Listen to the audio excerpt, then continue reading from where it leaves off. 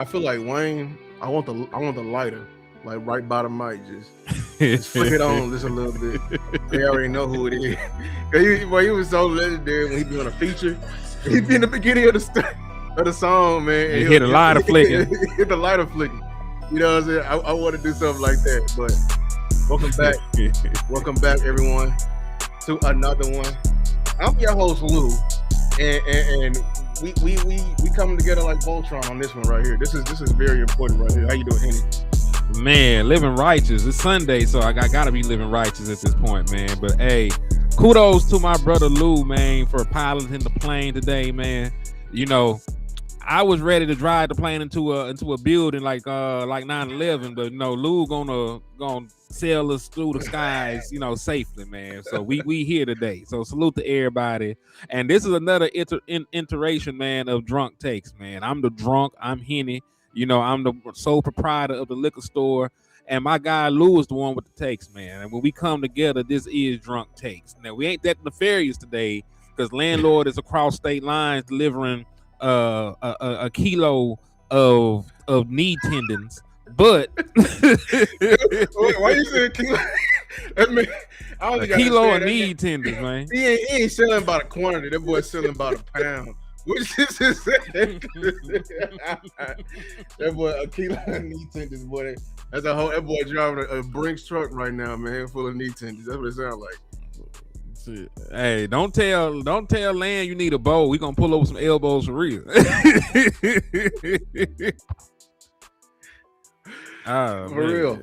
But let's get into it. For everybody to understand, we're gonna title this show Edge Experiment. We're gonna talk about what the Dallas Cowboys are currently doing in terms of the edge room, the pass rusher room, how they've, if you haven't know, like if you didn't see, they're pivoting very much so, like a hard, you know what I'm saying? You know how you miss the exit and you hit that hard U-turn, that angry U-turn. It's a hard U-turn and they're going like in a different direction. Many love it, many hate it, in between. We're here to inform you and it just like break this down of what they're doing and what should be the plan. Like and we answer the question, like, can we win like with this plan, or should be like we'll be on standby and everything like that. Exactly. And this is the thing that I really want to drive home today. This was all, and it's not a good plan, but this has always been Jerry Jones' plan from the beginning. Because if you look at the genesis of when they were talking about moving Micah Parsons, that predates when all the smoke was. There were actually rumblings about the Dallas Cowboys possibly moving Micah Parsons back at the Super Bowl, right? Prior to the season starting, like Jerry was in the suite with Micah, and then the rumor dropped, boom, hey, they might be trying to trade this boy. Now, we thought nothing of it. Like, for real, he just got done, Micah Parsons with a wet lip imprint on Jerry Jones' ass. He had just got done being in the suite, chopping it up with that boy. Hold on, I got a page. Hold on, how long y'all finna be on? Cause I just got back now. Man, send landlord the link. Landlord said that he just popped back in. He said that the money was funny, so he had to come back. He brought the kilos all the way back to state line. Landlord, you that boy, you back from Florida and Tallahassee? Dog, man. Ain't you state over? Yeah. Yeah, man. Yeah. He was trying to make that bowl delivery. We finna send that you the link right now. Yeah. Hey, you in direct competition with Amazon moving like that. I'm gonna tell you that right now. Same day delivery. Yeah. You talk about how long we gonna be on. We just how long we gonna be on, sir. We're not even 5 minutes in yet. Yeah, you're good. We haven't even showed one slide because this is important. So I was gonna tell you in the backstage, but I want to say this. I want to say it in the beginning. I think the Dallas Cowboys and them running this plan is a plan they always run before, and I think it's methodical when you take a step back and look at it. So like whenever we have a high value position, and this is the plan I'm talking about, they always go from paying at top of the market money, and then the very next year, the very next plan is like investing as least as possible. So like it's starting over with draft picks, you know what I'm saying, aging veterans, or like low value players. And my example is that we got edge, They did this, remember, with receiver. This dates back to Dez, when they was paying Dez. What was the very next plan after Dez? It was wide receiver by committee. Committee had to, had to fail a little bit, and then, because they didn't invest in a draft pick, it failed, and it failed miserably. So that it made them to go, invest, I would say, a high draft value pick, because they traded it, and then it worked out. So they invested money into it. And then when they transitioned into it, like the next transition after Amari was, drafting somebody to come in to like slightly replace. But my point is, like, the main part that they keep doing over and over and again that I see is that in an area, they did with a running back as well. We went from Zeke, high value. What was next? Committee. You know what I'm saying? And then when committee, okay, and then we'll finally, invest a little bit, and when that little bit hit, then we're gonna pour in money into it. I don't know what's this business strategy is called, all my business people in here, but it seems like the Dallas Cowboys never go from potentially to invest heavy or currently investing heavy to investing heavy again. You know what I'm saying? It's like they start them part of the books over. I'll say this, and you'll feel me with this one, man. Jerry Jones tucked his tail when he seen that $50 million a year contract come down the pipeline from Will Anderson. I saw Will Anderson get a $50 million contract, and that's when I knew that Jerry was going to 7 years slave him a nigga. And when I say 7 years a slave, I'm being funny, but I'm also serious about the strategy in itself. Because when you think about the total value of getting a player, especially a player at a marquee position like edge rusher, quarterback, right, a wide receiver even, right, because those are guys that get paid a lot of money, in the NFL. Well, on your rookie deal, you're not making all the money in the world. Like, even if you're like the first overall pick, I think the first overall pick this year got a 4-year, $50 million contract, something like that, right? So it's not record-breaking money. We once had quarterback by committee. It's crazy. Yeah, it's like, you see everybody seeing the pattern. We just point out a pattern. I'm just pointing out the pattern. Hey, we did. We them some dark times too. Yeah, them some dark times, man. Hey, listen, and I'm promise I'm gonna get back to the slide.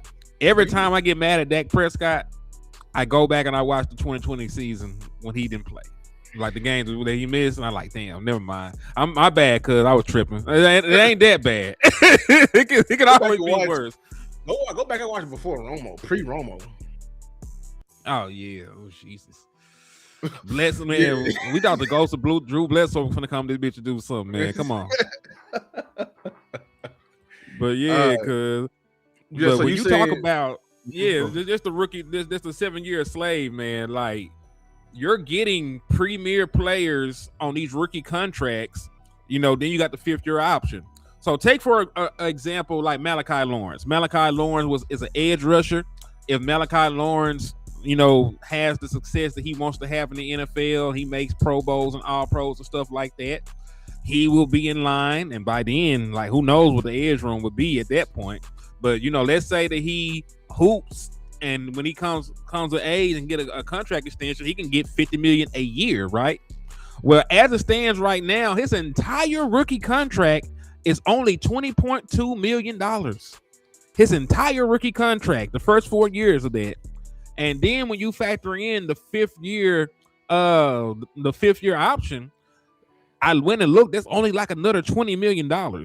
So you're talking about 5 years of a premier position like edge for a total value of about $40 million.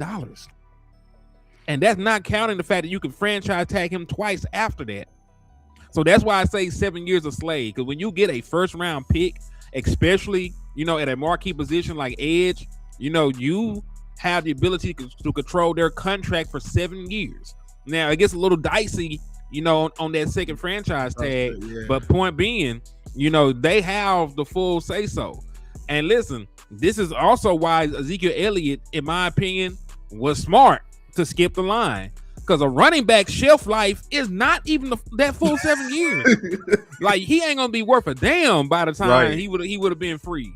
because he was also, again, 4-year rookie deal, 5th-year option, could have franchise tagged him twice. Franchise tagging a running back ain't shit.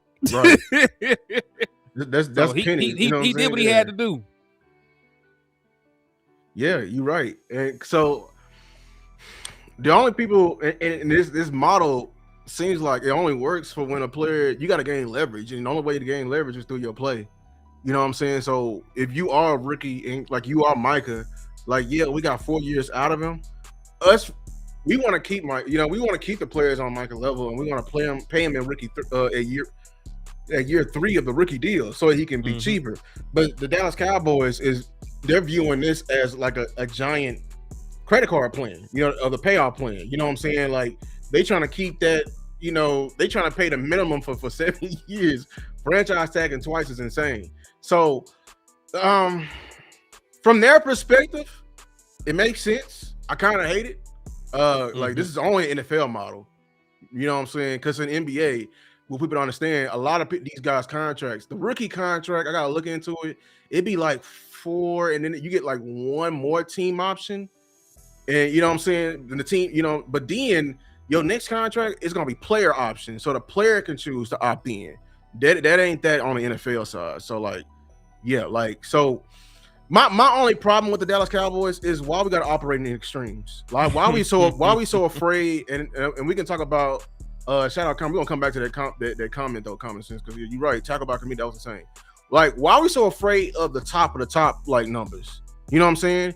Because I don't like, of course the market is moving up and everyone is gonna naturally move up, but $30 million APY in about 2 to 3 years is not gonna mean it's gonna be the new $2 in the NFL. You know what I'm saying? Because as the cap continues to move, like, that's inflation. Everybody, everyone's gonna be warranted more, root of the pie. My thing is this: like, I know we're fighting for Max Crosby, but we've been saying we'll be okay with you if you get a Thibodeau. You know what I'm saying? Or a Josh Sweat. Those type of guys. It'd be rare based off of the leverage they have on the team. Like, probably Sweat over there with the Cardinals, because he probably is the Cardinals if he balled just 1 year. But like, we can go right under. We can get somebody right up under the Gennard. Why, with this plan the Dallas Cowboys do endlessly with every position, why do they go from top of the market and then be like, all right, we're gonna start back over at the beginning, 20 million no matter what, and like, you doing these financial experiments in the midst of us competing? I'll also say this, because when you talk about the total value of the contracts, because I got Rashan Gary on here too, the 3 years that Rashan Gary is signed for, that equates to just $32 million, right? He got a $5.7 million cap hit this year. The cap hit next year is only 8.5. And then if he does play in 2028, which I doubt, I think it's like a 2-year rental, and they'll move on from here and save that money in 2028. But if he did play, his cap hit would still be under $20 million in 2028. It's only like $32 million. Add that in with the rookie Malachi Lawrence, add his $20 million in, that's just $50 million between the two of them, as opposed to, I know it's not going to be a direct cap hit at the beginning at the time of signing, but we know how these contracts balloon. So a guy, in their minds, I'm not saying it's the right thing to do, right? Because it's very cheap, and I'm gonna get cheap shit. I like nothing but fly shit in my life. But in their mind, instead of paying one player $50 million a year, $47 million a year in the terms of Micah Parsons, I can get 2 guys for a year worth of what they APY is. And that's what they did. They went and got Malachi, and they went and got Rashan Gary. And really the biggest issue is that they went and got in our opinion, they went and got the wrong edge. If they had did this same thing with Josh Sweat, we wouldn't have said shit. But it's just that we feel that Rashan Gary is not that caliber of edge, and I hope we prove us wrong this year. But it is what it is. But yeah, like, in a vacuum, ain't nothing wrong with it. But when you actually look and see who the hell they got, I'm like, I'm not mad. I'm not mad at the committee plan. You know what I'm saying? I'm just aiming high. If people we were fighting for Max, I'm just aiming high. Like, you know what I'm saying? So I can land on the cloud. I was aiming for the stars. You can't tell the Dallas Cowboys, oh, just go get anybody, because a reality, they'll go get anybody. They'll go get anybody, like, for real. Like, they be like, oh, cheap. You want McDonald's? I'll bring you back McDougal's. Like they'll like McDougal's is crazy. They'll do some shit like that back. You know what I'm saying? So I'm not mad at them going committee. I just want them, if they're gonna go committee, let's build a quality committee. You know what I'm saying? Because I really hate that mindset of it. Oh, we gotta take $50 million and break it up. Because in reality, like Michael would never cost you $50 million. You know what I'm saying? You could have did both. You could have did all these moves and kept him. It's just you're just trying to find an excuse. To not spend the money. Like that's why I find, you know what I'm saying? Like, so because like right here with Gary's contract, I saw somebody say it earlier. The plan is to keep Gary no matter what of his play and just keep pushing back his money, keep extending him. Like, you know what I'm saying? Like, no matter what. Who said that? Who was that? Right here, T Church. He said Gary the new slave. Exactly. They're gonna keep pushing back his money. Like if they really, you know what I'm saying? Because they're gonna go, if they view him past like, this entire plan is this, in Christian Parker's window, in Brian Schottenheimer's window. Like this may not be the end. You know what I'm saying? Because if they like if they cut him like in 2027, like. What are we saving? With $5 million? That's the number on the right. 2027 just like 5.6. The real cap savings would be 2028. So that's why I feel like it's a 2-year rental. Like I think it's this year and next year. And then by that time, Donovan Ezeiruaku would have probably earned himself an extension. So you can move, you can move Gary and save that money to give to Donovan Ezeiruaku. And you're hoping, by that time Malachi Lawrence has came to his own and he's got his peanut butter and his steroid shots, and he's a big, strong, effective defensive end, outside linebacker in the National Football League. And that's the thing. Like they got the model right. I just think they got the pupils are fine. I just think they got the wrong mentor. You know what I'm saying? Like if this was, let's say that our lead dog, and we go back to Josh Sweat in terms of like War Daddy or whatever. I know that he can give me double-digit sacks. He's done it before. I know he is less efficient against the run than him, but he can actually show them how to rush the passer, sack the quarterback at an efficient level, and contribute while he's here. Like I could feel in this scheme with him playing with Quentin Williams, he can get double-digit sacks. He just got double-digit sacks over there with lesser talent around him. You know what I mean? While being injured for a good portion of the season, playing through injury. So it's more so that I'm not high on Gary like that. And to be fair, I'll be fair. I did not watch Gary outside of the 2025 season, right? Because I'm the kind of person that believes, in looking at what you've done most recently. And I think that's a fair way to look at people because things happen. Things happen throughout the course of somebody's NFL career. Like, for example, if I showed you Dak Prescott's tape from 2016, you wouldn't see the same mechanics. You wouldn't see the same throwing motion. You would see better athleticism because, he was faster and, a little bit more explosive at that time before the leg injury. But, that's not a solid picture of who Dak Prescott is currently. And that's why I try to focus on recent history with players when I look at their tape. So I looked at the 2025 tape, got to the Dallas Cowboys game. It was atrocious, and I cut it off. So, maybe there's some things that other people have seen that got them higher on Gary than I am. But anytime I see Terrence Steele dog walk you, that just make me look at you some kind of way. Because I know Terrence Steele ain't no pass pro savant. Even the people that are high on Terrence Steele know that boy is not a great pass blocker like that. He's not. Yeah, he's not. But, so like, because we just talked about it.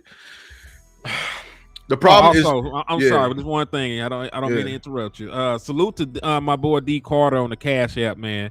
That got you a raffle entry. And remember, this time we are sending somebody to the Cowboys versus 49ers game.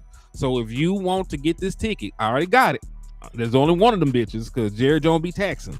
But if you want to go to the game, hit the Cash App, hit the Super Chat with at least $7. It goes a long way. So I appreciate you, D Carter, for the Cash App. But go right ahead, Lou. My apologies. Yeah, D Carter hit me on my end too. They got you 2 entries. So like I was gonna do randomized. You already know, like I'm giving away like 7 cards. I'm giving it right. So the next 3 ones, because I just went to go see this movie and it was dope. And I recommend. Hold on, let me go full screen. And I recommend all y'all to go see this. I am giving away 3 cards to Fandango movies. So I'm sending 3 people to the movies. Y'all need to go see the Odyssey. That movie I was supposed to go I'm supposed to go today. Get in, hey man, get in here. I'm telling you right now. I'm trying to send you and your family. Don't take your kids because they may get scared. I ain't gonna lie, because this is a grown folks movie. I ain't gonna tell you. Now they gonna get scared. Not like it's inappropriate. It's like a but this movie right here, dog, probably one of the best movies. I'm saying it's the best movie of this decade, at least. It's the best in my young life. I'm not lying when I say that. So shout out to D Carter. You got 2 entries in that. I'm trying to send somebody to the movie to go see that movie for sure. For sure. You need to go. I'm trying to go. I'm literally trying to go again. I'm going about 2 more times to go see that same movie. That's how good it was. But D he just watched it. Hey, tell them Drell, for real. Like that movie is, man. But getting back here, I think I lost my train of thought on this. So it was with Gary. So T Church. Gary is not the problem. He's a great addition. He fits the scheme and everything like that. The problem is, and I'm going to relate it to this other question, is that Gary came here and he does not solve the issue that we had from last year. Yep, Montana, the Odyssey, which is the pass rush. He doesn't solve the pass rushing issue. So I said it. If y'all watched the show yesterday, I said it. There was a change on how they use Gary from the beginning of the season to the end of the season. How you view it, your viewpoint of it, you will view it as like politics against Gary, or you could be like me. I think they was warranted of the change they did make. I'm just being honest with you, because that's how dominant Micah was. And I'm not finna, like keep him, like I'm not finna hold him back. Like I don't like that. No, it's not Shakespeare. Montana. I ain't gonna give a lesson on that. No, it's not Shakespeare. It's Homer. It's Homer. It's on the the Trojan War when they gave the Trojan horse. It's on. That's the story. It's not Shakespeare. Because the Trojan War was the Iliad. Because the Trojan War was the Iliad. Afterward, the aftermath, the journey back was the Odyssey. The journey back is the Odyssey, and that's what the whole movie is about. And they did a very good job at depicting that. Because they're gonna talk about it. It's just gangster. If you somebody who like that genre of Game of Thrones, it's peak Game of Thrones. Like it's gonna get you that excited. That's how I'm feeling. Walk out of there. You know what I'm saying? That's how I feel. But it's not Shakespeare. But so what I'm saying is what I saw in that film. Like Gary, he's just an average pass rusher. He was just running down the middle of folks. Like. And I understand what Koya is trying, he's telling people he was right on that. But in terms of like his pass rush and what he does for us, do we not need any more? If he is like the front office's like answer to our pass rush, I'm telling them they need to go. You need to go back and go for seconds, because that alone is not the answer. That what I'm saying, to my opinion. But my problem with the Dallas Cowboys and this plan that they're doing. And I understand them, they breaking up that money from that $50 million and giving it to other people. You ran this plan last year, though. You ran this exact plan last year. Like you had the, you had the young investments. You were stacking up. I just did a video on it. What I didn't realize it was, the pattern. Every new defensive coordinator that has came to the Dallas Cowboys have drafted 2 positions: a linebacker and an edge, going all the way back to Quinn. Everyone has, even people who was here for 1 year, linebacker, edge. You had all those investments coming up to this year, and you brought in somebody off the, you brought in off the street, and you ran with this plan. You signed another guy who was high in sacks last year, and you ran that plan last year. And my question with the Dallas Cowboys, because you've already ran the cheap route or the committee approach before. Why are we coming back and rerunning it again? Do you need to see it twice? You know what I'm saying? To for you to invest a little bit. That's my problem with the Dallas Cowboys. I agree. And listen, it comes down to this, man. And that's the sad thing. It will come down to them failing. Because if we're winning games, even if they're not getting the sacks and stuff, Jerry ain't gonna say shit. He ain't gonna touch it. Exactly. You know, and that's the issue. They can be bad sacking the quarterback in winning efforts, and we're just gonna have this all the way until the end of the season. You know what I mean? It's just gonna be what it is. And as long as the wins pile up and the defense is improved, Jerry is not gonna say anything about it. And then, you know, he said we need a Fowler of last year, Lou, meaning we got Clowney and Gary. You mean the pedigree of Fowler when he came in? I agree. We need that pass rushing. If you're saying it like, I would high on Dante. Like, and listen, like we can take the screen down when we talk about Dante. I want y'all to see my expression. I was so disappointed in that nigga.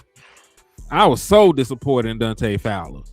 You know what I mean? Like, I felt like when he was initially here the last time, you know, the time before he came back, that he was underutilized, you know, that he was one of our best pass rushers. And then he went over there to the Washington Condoms and he proved me correct. When he went out there with their leading sack getter, he made plays in the postseason. He was a double-digit sack guy.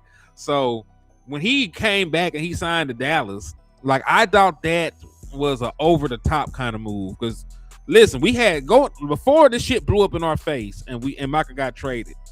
I felt like we had the best pass rush in the NFC with Micah Parsons and Dante Fowler as your two primary guys. Then the rotation behind because we still had Marshawn Nealon who was here with us. We still had all these other guys in the rotation. So I felt real good about our pass rush.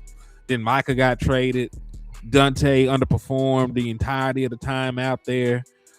It was rough, dog. But yeah, like one of the biggest disappointments for me from just a player perspective, and I get it that the entire defense was shit, but from a player perspective with somebody that I had high hopes for and held in high regard, Dante Fowler broke my heart.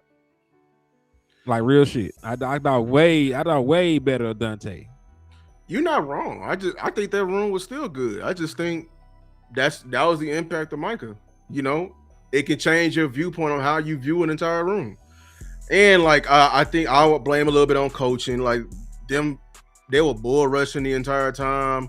I heard Fowler was dealing with an injury, but I think this is what we need. Like, and I feel like if people, so like the reason why we're doing this show and we illustrating this whole plan because we're and I made sure to like tell y'all of the pattern I'm seeing with the Dallas Cowboys in terms of investments is that I'm not saying that this plan will fail. I'm just saying I'm not certain that it will work, if that makes sense. And by that, we got to be ready for dusting off proposals for if and when the trade deadline gets here. Because I think this is the caliber of guy we're looking for. Not necessarily like how he performed, but I'm saying like who in the year before when Fowler came in, we were high on because we just knew like, okay, he's bringing pass rushing to this room. And the one thing I'm noticing on my comments in my videos, a lot of y'all, I understand y'all have hope and y'all want to be positive. Don't come in here and telling me that, oh, are you trying to build a defense or you just trying to get sacks? No, bro. Like that, what type of question is that? You can do both. You can do both. Right? Like they I'm just saying you can be a good but you like, cannot devalue the other because we don't have it. Like, you know what I'm saying? Yeah, I think too many last times time I checked. Go ahead.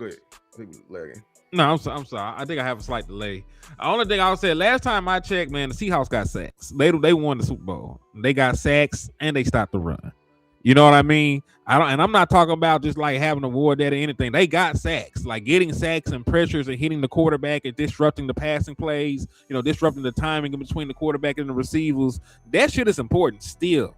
Even though the Patriots didn't end up with sacks, they were one of the highest teams in terms of pressures and quarterback hits. They just didn't convert those into sacks. So point being, like getting after the quarterback is still the hallmark of a Super Bowl caliber defense. And if you want to be a Super Bowl caliber defense, you got to be able to stop the run and sack the quarterback. We know you can stop the run properly. Like everybody can stop the run. Gary, Kenny Clark, Quentin Williams, Easy E turned himself to a run stopper out of nowhere. Because I actually thought that'd be the area of his game he was going to struggle in coming out of Boston College. But when you just sit there and look, like the primary guys you are depending on, and we can't leave out Big Otito, his big ass going to be playing zero tech when we get into those 3-4 base looks, right? So everybody across your down five can stop the run. So I'm not worried about that shit. What I do not consistently have is somebody on the edge that is going to bend that corner and disrupt the timing of the quarterback, rush them, have them seeing goals, sacking them, forcing strip sacks. We don't necessarily have that. And listen, if we're just going down like a list of things we need to check that off. How we do it is up to them to decide. Like there's a list of names. They can swing for the fences. They can say fuck them picks and go and get Max Crosby. I would love that. If they said, hey, that's too rich for our blood. We got enough money to get a Josh Sweat. Fuck it, bring them on. You know what I mean? Like, with the quickness. Because I think people are confusing this. I think they just because we added a bunch of people and we haven't seen them play yet. I think they're trying to let it play out. You don't have to see shit in order to keep improving, right? If you got a job offer today, right, and it has happened to me before. I had got a job offer. I ain't took the job yet. I don't know the work environment or nothing. But then I got another job offer for more money. I ain't have to show up to the other job to know that this is a better opportunity right now to go get this paper. You know what I mean? It just is what it is. You were certain. Like, hey, what landlord said? You were certain. I was certain that they were paying more. Exactly. Yeah. Gee, I mean, I hope you were certain.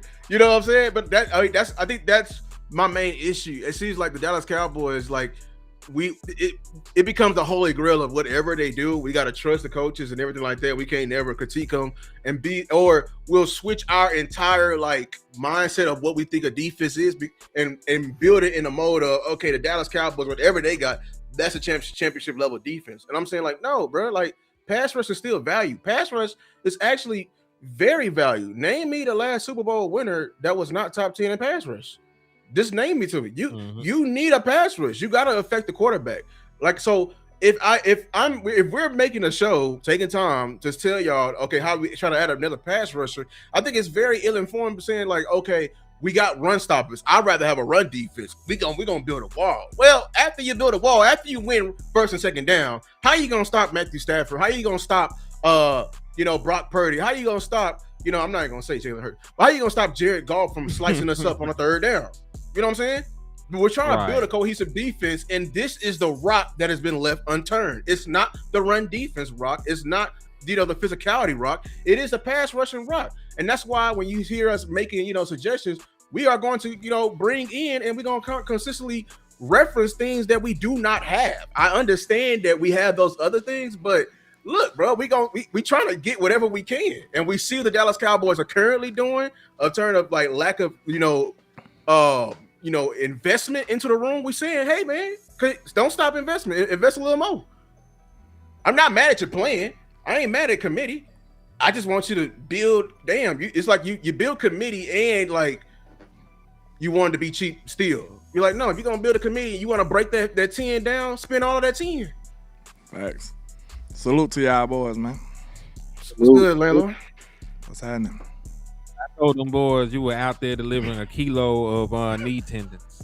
See, the first words you said, you told them boys. Why you telling? Why are you telling? I'm just trying to see, like, that's already a mistake. Like, you're telling. Hey, you remember when they called big pussy with the wire? The hand tone. We going down. They got us. That's what they say when they got us. Nah, they got you. That boy Rose said, what? He said, I'm feeling disturbance in the force. Salute to y'all, man. Y'all already know it get a little nefarious here and now. Yeah, we were talking about we are now officially drunk nefarious takes. Yeah, we need to change it. So we were talking about the committee and the investment in the Dallas Cowboys, are making by going with the Gary, believing in Ezeiruaku, drafting the Malachi, and how I'm not mad at the plan, but we may need to. Is this enough, and should we stop here? With what we got far as Gary go? Yeah. Nah, I do feel like we need a specialist. That was one of my biggest takes. Like, I feel like we're gonna be great against the run, of course, but we need a specialist. We need a guy when it's 3rd and 19 who we feel all the confidence in the world to go make that play. And I feel like James Houston is probably your best pure pass rusher right now. And that ain't no diss to James Houston, but, you know, we do need to get better at that position for sure. Yeah. I pointed out a plan or a pattern I saw with the Dallas Cowboys. It seemed like in every position they go from investing heavy or just about to invest heavy, and then the very next plan started all the way back over to like committee, no matter what. And I said, you know, I saw this with running back because when we went from Zeke to a committee. Then the receiver problem started all the way back from Dez. What was their very next plan after that? Committee. You know what I'm saying? Yeah. People were saying they was mentioning, oh, they did LT by committee. People being funny said they did quarterback by committee at one point. So yeah. Yeah, you gotta watch the Cowboys. That's why we know it's dangerous to get them any type of cheap alternative. We don't want to get them that type of idea at all. That's why I fight so hard when I hear stuff like that, because the Cowboys will oblige. They'll be like, hey, that's what you talking? Hey, shit, don't threaten me with a good time. That's what they're going to tell you. And they're going to get you the cheapest option available with no problem. They don't mind doing that. So we do got to keep the pressure on them to go and reach for the stars instead of just, you know, crawling around like they want to do. Being very Landlord, I would tell. Yeah, go ahead. My bad. I didn't mean to cut you off. No, you good. Folks. But you good. Nah, all the thing I was saying, like they quick the 7-year slave a nigga. That's the only thing I was gonna say. I was gonna keep letting you cook. But he had brought up Malachi Lawrence, the way it popped into my mind, because $20.2 million in comparison to what the edge market is, they'll take that 10 times on Sunday, you know, twice every other day. Like them niggas love a discount, and they're getting a discount in a market that is exploding. And listen, like by the time it's all over, there will be an edge making $60 million a year. It's going to happen very soon. Before you know it, there will be an edge making $60 million a year, and the Dallas Cowboys are scared. You know, like they clutching their pearls. You know, they got their ball. They're like, hey, y'all ain't playing fair right now. I'm finna go home. That's what they own right now. They are scared to get out there in that water. Yeah, one of the bars I came up with against that thought process, man, when you think about it, you should never be more afraid to risk than to fail.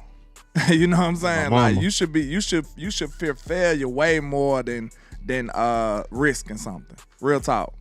Cause it's damn near either or these days. You gotta swing. Like if you think you finna draft and develop and become this juggernaut team, more than likely your chances are very slim. Olive oil slim. You know what I'm saying? They very slim. Yeah, for real. Like you got a very, very small chance. You know what I'm saying?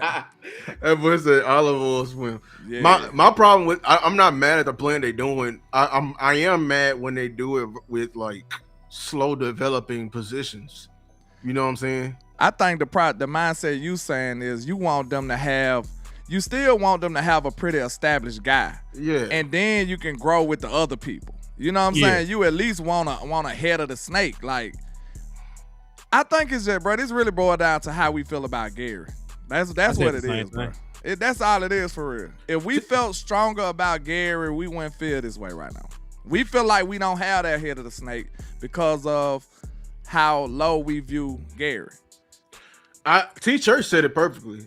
He said Gary is the Clowney replacement, but we don't have nobody to replace not what he did last year, but remember when we got Fowler and how we thought of Fowler? Yeah. We don't have a Fowler like, oh, we know he going to win some reps. You know what I'm saying? He going to bring some pep. We don't have that guy this year. I thought that was a great point Vice brought up when I went on the show because he said he don't look at Gary as the constellation prize. And I know a lot of people might not understand what he meant by that, but what he basically saying is don't look at we went for Max and then we got Gary. Just look at we got Gary. You know what I'm saying? That wasn't their process. They might have would have got Gary anyway. That's what he was getting at. Like, it went like, okay, we can't get Max, so we gonna get Gary.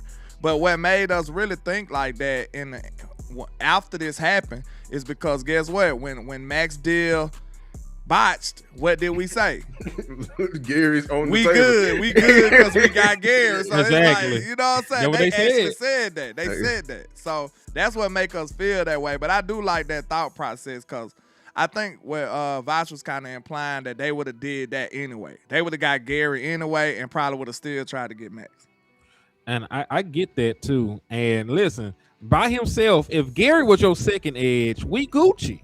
You know what I'm saying? If he was the second edge, what he brings to the table is more than enough. He sets the edge very well. He's a big, physically imposing guy. He's a custom professional. You know, he has a high motor. You know, he's gonna get you like 7 to 8 sacks, 9 on the high side, because that's like his career high, 9.5. So that's who Gary is. If that was your secondary edge, nobody would say nothing about that. But it's the fact that we're asking him to be the lead dog, and the last team that he was on looked at him and said, "You ain't that." Because if they felt he was a lead dog, they would not have traded their entire future. We have their kids. They sent their children to Dallas firstborn, in order to get Rashan Gary. Their firstborn and they firstborn and they first daughter. Like, we got the entire bloodline on lock because they wanted to try and get Michael Parsons. If they doubt that much of Rashan Gary, they would have been the ones drafting Malachi Lawrence, or they would have been the one drafting, Celtic Falk, all these other guys, like the complimentary edges and shit like that. If Rashan Gary was that, the damn Packers didn't view him as such. Now, granted, we know that politics are real; they happen. Whatever happened, there was a rift between Gary and that front office or that coaching staff, and the feeling was mutual. It was fuck me, it's fuck you too, and I understand why he ended up here. And also, the last time that he was in the 3-4 in 2023, he did end up with 9 sacks. So I'm not sitting here saying that Gary is just the worst football player ever. Even though if you watch that film breakdown, me and Land did, you might feel that we feel that way. See, look. But point being, the reason it was like is my this. fault. Go ahead. you did us dirty with that. No, I was just saying the reason we felt like that when we watched the tape, because we was looking for a specialist though. Yes. We looking for somebody to rush the passer. Mm-hmm. And I do think, I understand some people's frustration with us sometimes when we speak on these players, because we kind of sounding an alarm. We not saying that it's not good things that they don't bring to the table, but it's like, it's almost like trying to fit that square peg in that round hole a little bit, because the round hole that we got is somebody that need to rush the passer. They came and brought us somebody who do other things good, you know what I'm saying, and who is okay in that area. But if they can channel that, you know what I'm saying, I hope they can, man. I would shut up. I would love for them to come out here and Gary just be an absolute monster. I would love to shut up. But would you so if I change the question differently, like, okay, when the Dallas Cowboys needed a receiver, we were lacking separation.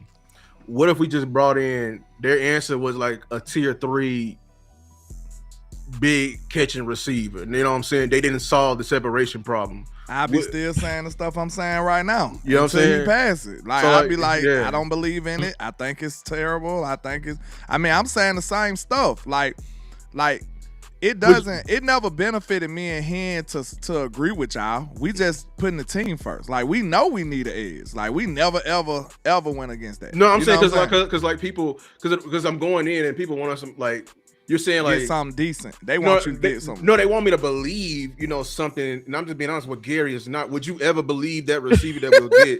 Nah. Yeah. Can he be like Calvin Ridley? You know what I'm saying? Like, they want me to believe Gary is like who's a, I would say like a Boye Mafa. I don't think he's like a Boye Mafa. You know what I'm saying? Like, in terms of pass rush ability. I wouldn't believe it. I don't want to believe in nothing. Yeah, I ain't even believe in Sano. I don't want to believe in nothing.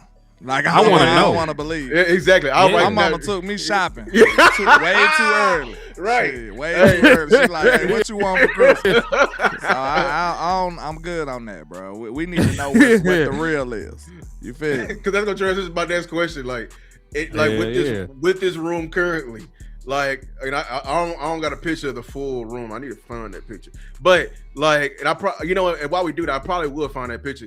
Like, are we good? No, actually. Let me run this ad, then I'm gonna answer this question because I'm gonna find this picture.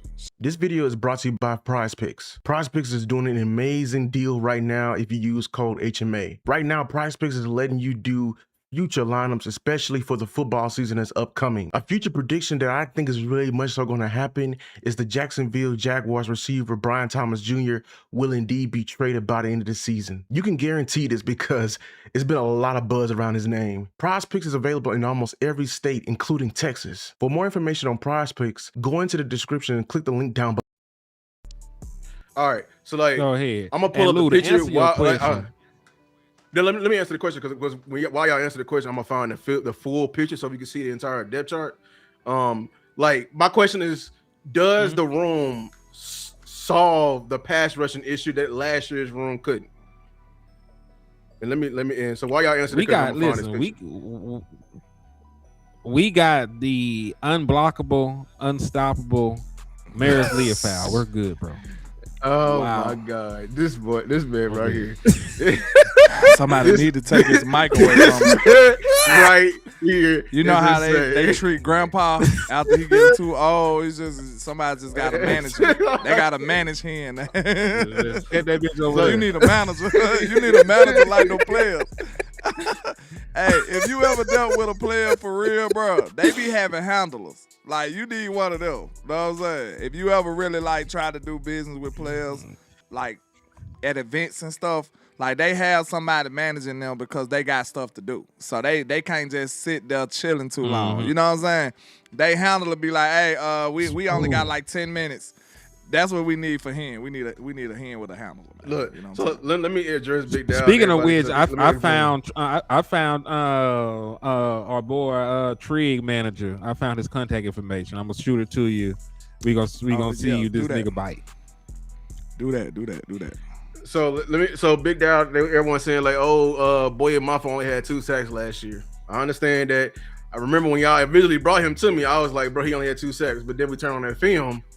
That boy was a hell of a pass rusher. He was whooping ass. You know what I'm saying? So that's why when people hear me say that, in terms of pass rush ability, not overall, in terms of pass rushing, Boye Mafa is better than. I heard people laugh at me when I said I would be excited about Chase Young. I'm like, you must didn't watch that tape. Yeah, see, that's what I'm saying. Watch that tape. Chase Young me and Lane watched that tape. Was over with. Right, real talk. He struggled at the beginning of his career. That's true. Yes, but I'm telling you, he developed now. He gonna go up from here for sure. He was up last year. Like, he was cooking last year. No, like that. What he had about 10, 11 sacks.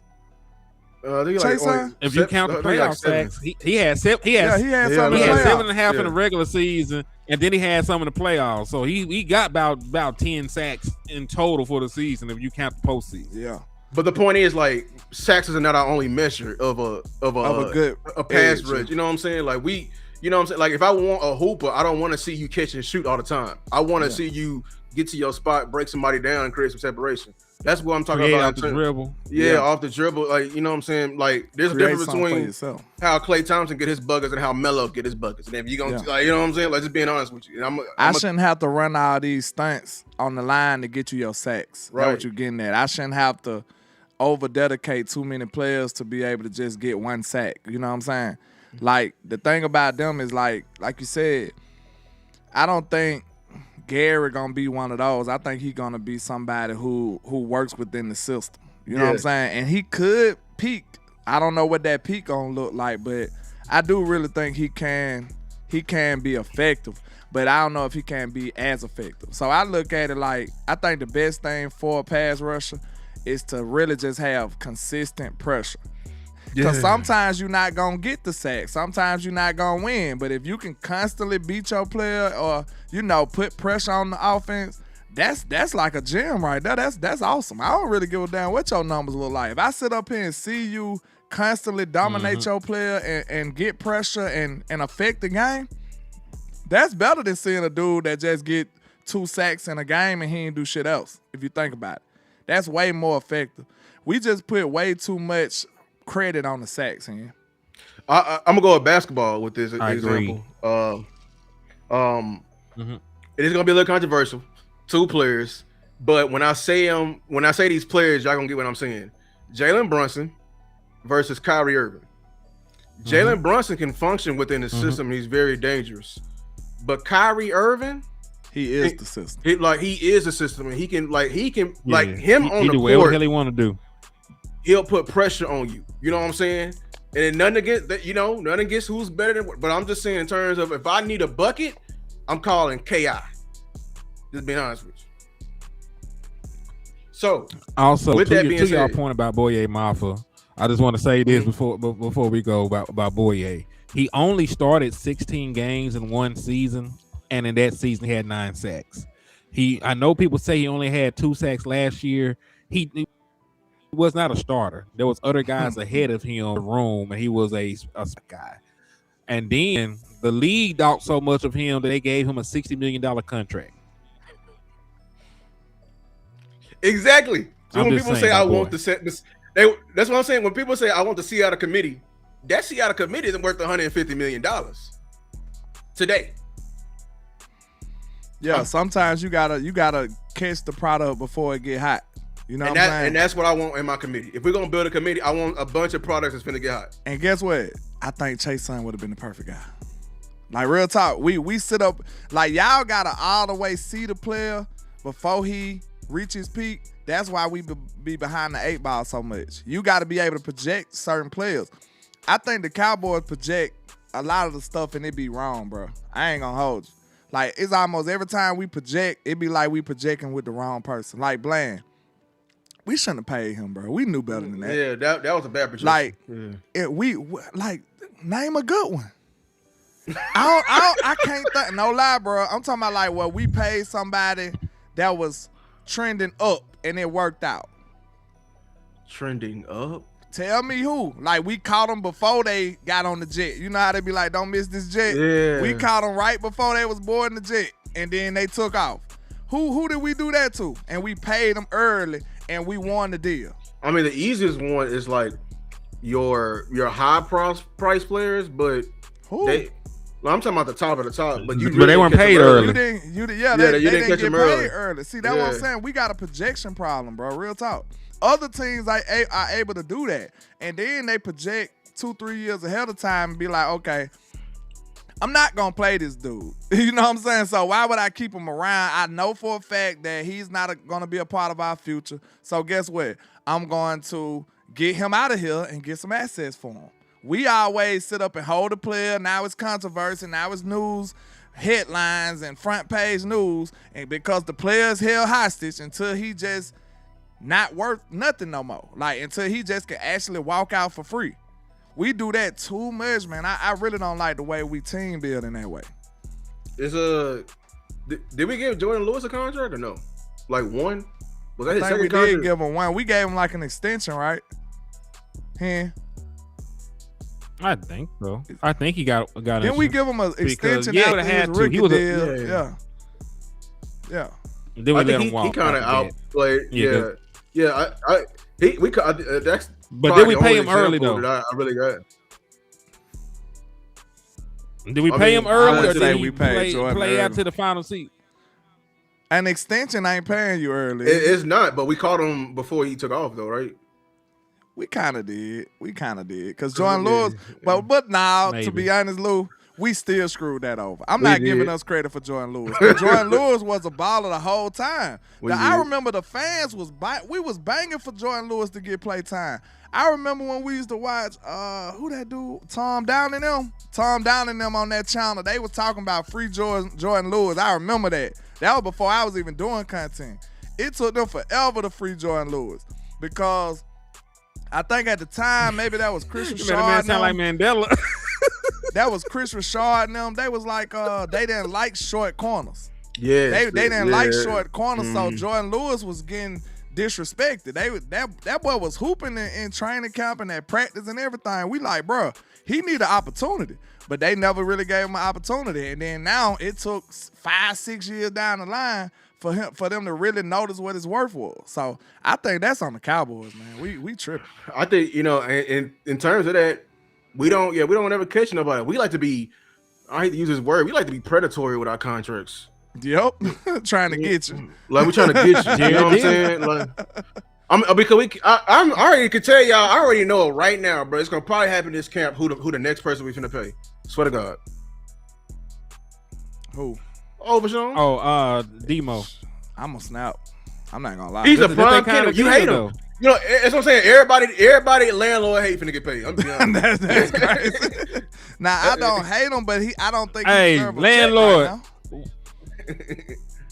Go ahead. Wake a George Pickens for me. I am. All right, I got you. Cause soon as I don't like them, they finna get us a check. You right. That's exactly what they did to plan, bro. I swear. Hen was there. We was just about to drop the video, nigga, on God talking about not paying Duran Bland. They paid Duran that same day. Swear to God. They paid him the same day. You need to do one. Wake up. I was so mad. Yeah. It was like a 30-minute video. We couldn't get shit off it. Right. It was already They done. paid him already.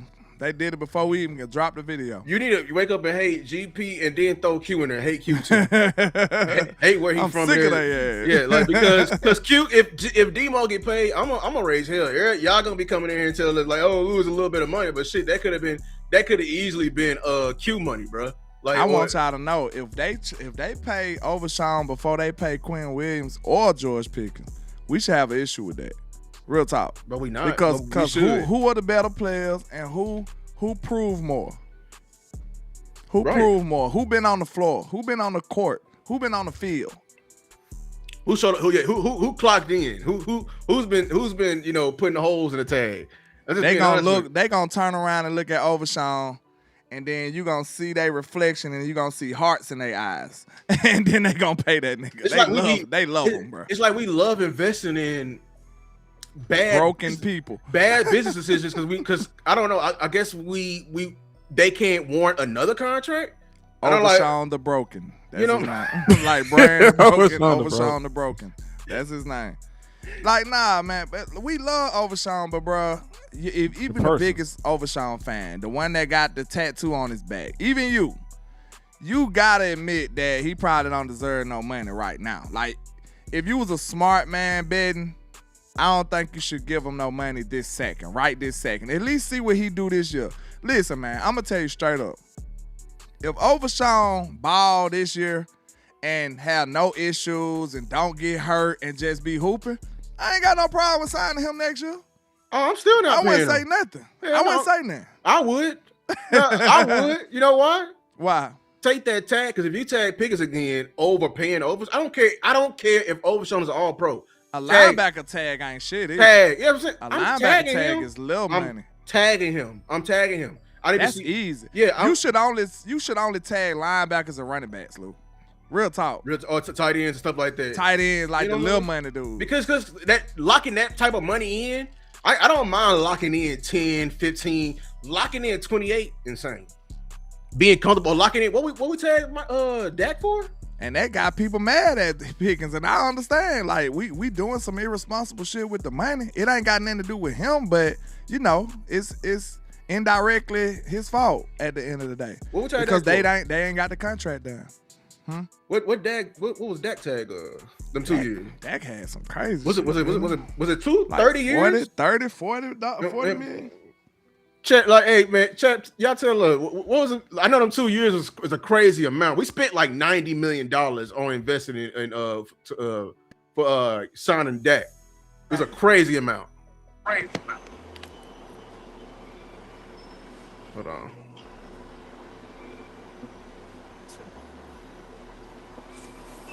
All right. Shout out Red. They said 440 jewels. I don't know how much money that is, but whatever that is, I know you in that raffle. I tell you that for sure. We all got raffles going on. Like I told y'all, I'm giving away Fandango movie gift cards. I'm telling y'all right now. I went to go see that movie, The Odyssey. I'm trying to go send somebody to go see that movie. That is the best movie of the decade. I swear to God. That movie is so good. I'm going again. But I want to send somebody else. Though. I want to send somebody else. I want to bless somebody else. Because y'all didn't take the family. You feel me? But yeah. Okay, what I see is say he was getting franchise tag for $31 million in 2020. He got a $31 million contract. And we tagged him again. Dak. Yeah, that was his franchise tag. Oof. They said sent Unc alert for 440 Jules. Yeah, I don't know who that went to though. Salute to whoever it went to and whoever sent it. Mr. Red. Yeah, common sense that Red Banks. Overall, we did spend about $90 million on Dak's contract. And that's counting the people we signed to compete for, the starting. And the sad part about it was we didn't even capitalize when Dak was cheap though. At all, not in the slightest. Not a penny. Everybody thought that was like the clear-cut way to build your team. Catch a quarterback while he already on his rookie deal and he's super awesome within them 4 years. Spin and ball out for the rest of your roster. Make it comfortable and easier for him. And build your defense, all that shit. And that was the perfect, you know what I'm saying, the Russell Wilson package. The Russell Wilson package. That's what they did in Seattle. Russell was young as hell, and they got a whole fucking team around him. And then they ended up going to Super Bowls. You know what I'm saying? That wasn't Russell. That was the Niners. I was going to say they did it for Brock Purdy. Yeah, they did it for Brock Purdy. Brock Purdy was, and they took that boy was on a rookie deal, and they said, "Fuck it, let's go get Chris McCaffrey." Right. Now that's ridiculous. Can't nobody do them though. Now can't nobody do that. That's so rare to get a quarterback that low. like Tom Brady. Nobody's doing that. Between Purdy and that contract, it's not that much of a difference once you start getting to the later round. You saying that the money wasn't a big difference? Dak was getting paid like a CDL driver. He was getting paid like $150,000-$200,000. Like we personally know people that were making more money than Dak Prescott. Dak was on a budget, boy. Dak was eating sardines and ramen noodles back then. Remember Dak was talking about he used to give Zeke rides and shit, and Zeke left his pay stub in his car that day. He saw all that money. Like, what the fuck? Zeke was living a whole different kind of rock star life than Dak at that time. I would have charged Zeke gas money. I'm taking you to practice. I swear to God. And I would have been mad. I would have been mad if Zeke looked at me and talked about what the hell? You got first round rookie. You got money? first round money. You bumming rides for me. Real quick. Let me salute to Mr. Carter with the $10 cash out, man. Salute to you, my guy. Appreciate you. Salute to D-Rail, man. Yeah. Okay. But yeah, you right though. Like that was a whole different world of money. And then you see how humble Dak was, and he started looking out for the people even after he got paid. So yeah, it worked out right. It did, man. Right kind of folks got paid. Oh shit, man. That's how you could tell somebody real character. If they got an opportunity to get one on you and they got too much integrity to do it, that's a real one right there. You know what I'm saying? Because some people gonna take advantage of you. They get a chance to get the ups on you, they gonna capitalize. 864. Madden do that for all the first round rookies. They ain't gonna get no first round rookie a 64. 79 seems pretty high. It's very high. That's very high. Pretty high to me. That's very high. That's very high. That's damn. They got Caleb Downs at 82 though. That's low for him then. That's very low. See, they always keep him around that area though. High 82, yeah. They ain't gonna never. Ain't nobody coming in getting the 88. You know what I'm saying? That's very, very high. You know what I'm saying? Either generational, but I wonder how much they gave Wimby on his rookie year. Cause he already like close to maxing out right now. Like he been maxing out every year. He like 96, 97. Like he close to being like you can't get no better. He was like an 85. His 87, 85. That's crazy. That's crazy. Yeah, I mean, even if he wasn't, like that could be all on defense. The 80 something. Yeah, he deflecting everything you doing going down there, boy. Yeah. That shit's up, bro. I only and then that's what made me not play 2K that much because they won't let me play with my team. I'm one of them weird people that only like to play with my team. Like no lie, I just want to play with my team. Like Madden, I just want to play with the Cowboys, bro. I don't want to play with nobody else. Fuck everybody else. Let me play with my team. What's wrong with that? I hate when I go online and everybody like I'm getting the Cowboys and you the Cowboys. So I don't want to play against the Cowboys too. And then they sit there and play chicken with you, and they really play the game too. I'd be like, yo, boy, why you couldn't just abort the game real quick? Hey, go get them Falcons. Man. You think you good? Man. I don't want to sit up here and play the Cowboy on Cowboy. Then that's the worst way to play because it's super fake. Yeah. Yeah. In college is worse. Go ahead, Henny. Nah, but at least in college you don't get mirror matches. They don't let you do mirror matches on NCAA. That's good. Why Madden? You would think Madden would be pushing to be more realistic. You know what I'm saying? They should be the first ones who did that. He said, hold on, let me answer the homie Kendrick Thompson real quick. He said, what championship team has won a chip with an edge rush committee? The Seattle Seahawks. Listen, the issue isn't the committee. The issue is the quality of the committee. The committee you got right now is not a quality committee because you got Rashan Gary and two young guys that ain't did shit yet, and then the almighty James Houston, who I will not disrespect at all. But then you look at Almighty is so wild though. Almighty, man, they got all the power. All the power in the past. James Almighty, like he Bruce cousin. He's something to Bruce. Hey, I'm just saying though, when you look at the Seattle team though, they were loaded with talent though. Like D-Law was over there in that defensive room. They had Leonard Williams, Byron Murphy was out that bitch. Had 7 sacks his damn self. Then they had Derek Hall from Auburn in the rotation. They had Boye Mafa, who was a 9-sack guy before in that rotation. Like they had guys. Really, when you look at it, also the Chiefs. But listen, the Chiefs are so blitz happy, you really can't count them. Cause they done rushed the damn assistant coach off the sideline. He done sacked the quarterback. So that shit don't really be counting. He coming. He coming. And they had quality guys though. Like they had Frank Clark a year. Carl Loftus, you know what I'm saying? Like, he ain't they are, respectable pass rushers, you know what I'm saying? They ain't just anything. They ain't throw just anything out there. I think a lot of these guys, what Henny is saying is that they actually took proper care of getting the guys who was going to be in the committee. Not saying the Dallas Cowboys have it. It just seems like the only thing was on, they say murder on your mind. No, it was budget on his mind for this. It was budget on your mind. That's all was on our mind right now. We were just trying to break the 50 down and trying to pocket the $3 when it's like, spend all the 50, bro. You know what I'm saying? Like that's what we're trying to get them to do. Because this that's a good way to transition in. What I got the depth chart, the left outside linebackers and then the right outside linebackers.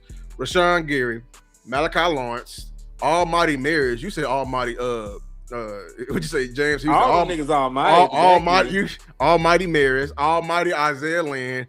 Almighty Charles Snowden, respect. And then we got the all powerful we got the all powerful Murs Leofow. You should say all powerful. All powerful, you know what I'm saying? Donovan Ezeiruaku, that MF for James Houston. Slam, Sam slamming. Slam. And then they put a question mark. Slamming? Should I be slamming right now? He got slamming that's the only word he know, bro. And then you got the almighty old reliable Tyrus Wheat making a comeback, actually coming back from we still got Isaiah Land too. Hell yeah, we got Isaiah Land. I remember we loved him coming out. But we fired him and then hired him back. So I don't know. He gonna have a job this year. We gonna write that boy came back when we in desperate need, boy. We are in the market. Speaking of which, who got a better chance of making the team, Isaiah Land or Mars Leofow? Land. If he's gonna be a pass rusher, hell yeah. If we talking pass rushing, absolutely. Salute to my guy Jeffrey with the $14 cash out, man. Salute to Jeff. And you been taking them down? Yeah. Remind me though after the show. But yeah, I've been keeping note. I got you. But yeah, man. I don't think. See, like when we speak about this type of stuff, most of the time they like, oh, why we can't think positive? We are gonna think positive, but you absolutely want to make sure you prepare for the worst at the same time. Like I would rather have too much than too little. You know what I'm saying? So that's my argument against that. When we sit up and like, we got enough, we got people, we got this, we got that. Oh, well, what about just having an embarrassment of riches? What if we just have a surplus of pass rushers? That's a bad thing to you? I don't think that's a bad thing. So I would rather have a surplus than a deficit. That's what I say. I agree. Salute A64 before you go, Henry. He said, we got more issues than just edge, though. So a committee isn't going to cut it. It need to be LB, I think he meant cornerback, and then I feel you on that. We need all those things, but I'm playing Powerball. You know what I'm saying? Like, okay, in terms of your pass defense, what people understand, if you ain't got gangster corners, then you need to get to the quarterback. You know what I'm saying? You need to force him to make errors. If you ain't gonna be able to get to the cornerback, then I need a gangster ass corner. You know what I'm saying? I'm playing Powerball with this thing. Linebacker, I feel you on linebacker. The reason why I ain't like doing like a big alarm like I'm doing edge, because you got D tackles. Like if you didn't have D tackles, then I need gangster linebackers. You know, that's true. I'm playing Powerball. Linebackers should look like they got superpowers. Yeah, playing with this D line. The reason why we was getting ran on all them years because you didn't have linebackers and you didn't have D tackles. Like we was just, you know what I'm saying? We had no. We just had a hole in the defense. You just had no belly. Like so, right now, like with the Powerball, people saying, "Lou, we gonna be able to play great pass defense because we got Caleb. Love Caleb to death." We had a DB in that bed, and them niggas sit up there and laughed at it, bro. I'm sorry, bro. I don't see how y'all still had the same type of love for them dudes after that, man. I'm telling you, bro, straight up. That bothered me, bro. I know. Real. That bothered me, too. Bro. I was laughing at my face. Hurt, real talk, bro. Injured. And I come back and say what I actually feel about Micah, and I'm the bad guy. This dude said that on tape. He's sitting up here laughing with these dudes. That's why Jordan Lewis had to tweet in the league. Bro, that was crazy, bro. That's crazy, man. You can't be doing stuff like that, bro. Real talk. And then, like, listen, bro. I'm going to leave it alone, but this is one of my biggest issues. Even though he on that, who that was said that they ain't a role model, like, one of them players, I forgot who the famous player was, but he's talking about he ain't a role model. Charles Barkley. Nigga, if everybody watching you, you a role model. Like, it is what it is. You are leading people. You are persuading people. You are, you know what I'm saying? That's what you're doing. You are influencing people because they see you all the time. So it is what it is. But I really think they should, you know, consider that, man. I don't like that shit. Like, nah. Yeah. You need a real leader, bro. Michael was doing some things. If he was a normal player, I wouldn't have nothing to say. If he was just a regular old Joe. But guess what? If you making the most stats and you the most visible and you the most vocal too. So how you gonna be the most vocal and not a leader? Do you know what it means to be a leader, bro? All it takes for real, like from the outside looking in. You just need niggas to follow you. For us to You need to be the first one. You need to be the one that's speaking up and the one that got the ideas. He had both. Right. And you got to be the one that's acting on it too, though. That's what leadership is. You gotta come up with a better plan. You got to be the one that initiates and execute. If you doing that, they going to follow you. You thought of the best idea first. You acted on it first. So what smart people in the room going to do after that? They're going to be like, well, let's get it done. Like, if it's a smart idea, it ain't no reason to go back and forth. Like, you figured it out. Okay, let's get it done. That's the right thing to do. So, he was the loudest person in the room. He had the most to say, and he had the most productive. He was the most visible. But you don't think you finna represent the Cowboys defense like that? Right. If you was anybody else, I wouldn't have nothing to say. Zero. Because it wouldn't matter as much. Yeah, you need a Quentin Williams for a Micah. I'm like, that's what you need. Quentin probably would have mellowed it out a little bit more. Yeah, he would have balanced it. You can't be a diehard Cowboy and tell me that ain't bother you, bro. I'm sorry. Like, I know you might be willing to take it, and I ain't talking about you. I'm talking about most of the people in the chat right now. Like, you might be willing to deal with it because you value his play so much, but you can't tell me that didn't bother you. Oh, it bothered me. I just, you know. I am true to what I believe. I am team werewolf. If we got a vampire, we got to deal with it. All right, look, bro. I am the type. If I was literally a GM, I will be bending to the will of a Michael Jordan. You know what I'm saying? Like I am handing Luka the beer. You know how you too good to let them go. You know how in Space Jam they put that fake water and they roll in the bottle like Magic Powers in Space Jam and they all started hooping. I'm looking at that beard like that. You know, it's whatever it is. He dropping 50 with the beard here. Now I will say like, hey, chill out, but I will bend it. All right, look, I'm Team Werewolf. You know what I'm saying? I get it, but get what? This is the thing about it. This is why that don't work necessarily in Dallas. It's gonna be difficult to work because the only way you can bypass some strong leadership from a player like that in Michael Parsons' position is to have like somebody ruling with an iron fist as a coach. A Belichick. And you know we don't got that, bro. Let's be real. Yeah. We don't have that. Mm-hmm. So that's the problem. So where is this stern representation coming from? It's not coming from the front office. It's not coming from the coaching. And then you don't have it in the players either? Yeah.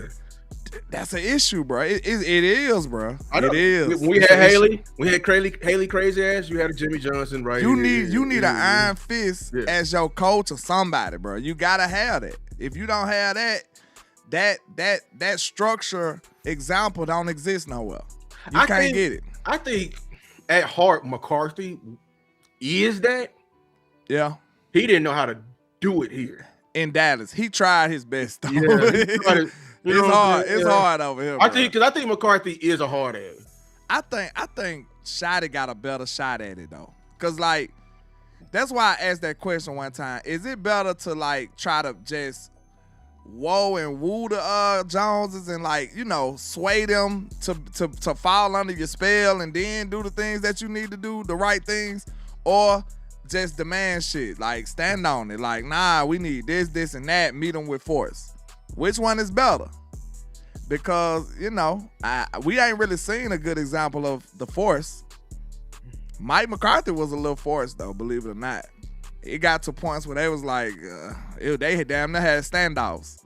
Yeah, because I would say, I really don't know what it is, because I would say, winning cures all, but hell, McCarthy won. He did, and that shit still didn't cure nothing. It didn't, yeah. Them people start saying, screw your 12-win seasons, nigga. We don't care nothing about that. Somebody said, I'd rather been 8-8. I'm like, no the hell, I would not, boy. Fuck y'all. I valued them seasons so much, bro, and the people was just crapping on them. Hated them. And we done had 2 losing seasons in a row, and I'm desperate for a winning season. Man, we ain't played in the cold weather in so long. We gotta, man, look. I'm praying we playing in January. That's all I'm saying. I swear, bro. And I ain't gonna lie, bro. Y'all know I be joking like I'm like Shotty arch nemesis, like we got a cartoon together, and I'm the evil villain against him. But nah, bro. To be 100% honest with you, bro, I don't even know it'll be fair to like really, really judge him harshly on this year. Real talk. Cause I think this gonna be a tough ass year. Like if I was a jerk and I just be like, if we don't win to go to the playoffs, I'm done with Shotty. Like I could do that. And I honestly think we could be. This is why I'm taking this year so seriously, bro. I honestly, God, believe it's a world where this team could be good and we still not winning a lot of games. That's how bad I think this schedule could be. Real talk. And I'm not scared. I'm not whining about it, but I'm just saying. That's a reality that we might have to face.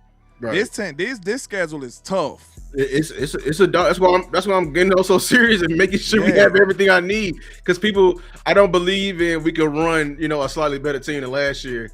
Because it's like, dog, this schedule ain't, bruh. Hey man, like this schedule is. We cannot do the same things we did last year and be okay. Like you cannot be like, okay, Kenneth Murray learned the mic position in the middle of the season in this schedule.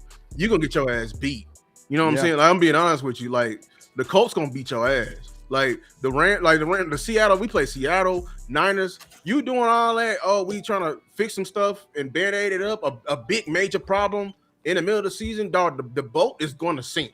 Let's do this. Let's do this. Cause I want to put some feet on. I want to put the feet on the fire to the fire. What is the expectations for the almighty Brian Schottenheimer? He almighty for real. That ain't even no joke in Dallas. That nigga, he got the Bruce Almighty remote in his hand. Like that's him. Barring injuries. I love that movie, by the way. What? But barring Yeah, what? I'm gonna just say a Dak injury. That's the only one I'm accepting. That's now, it. Barring a Dak injury.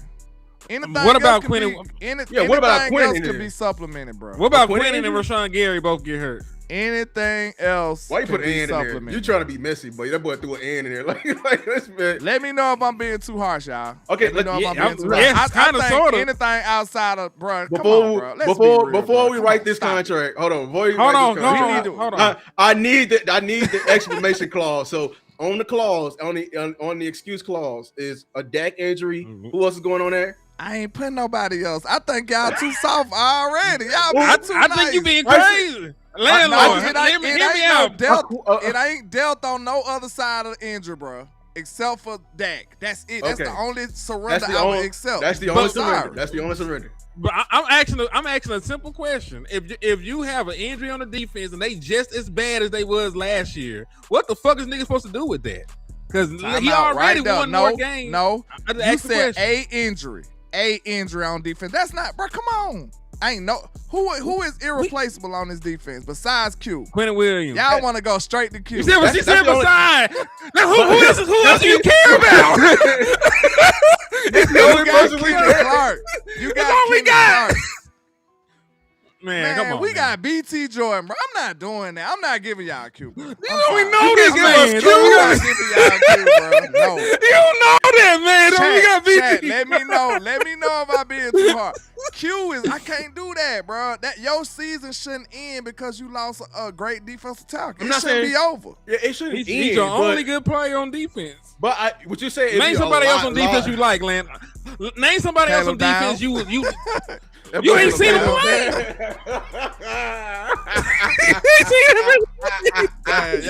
What if Caleb Down? What if he Caleb Down syndrome and you don't know yet? If that boy sorry, boy, we in some trouble.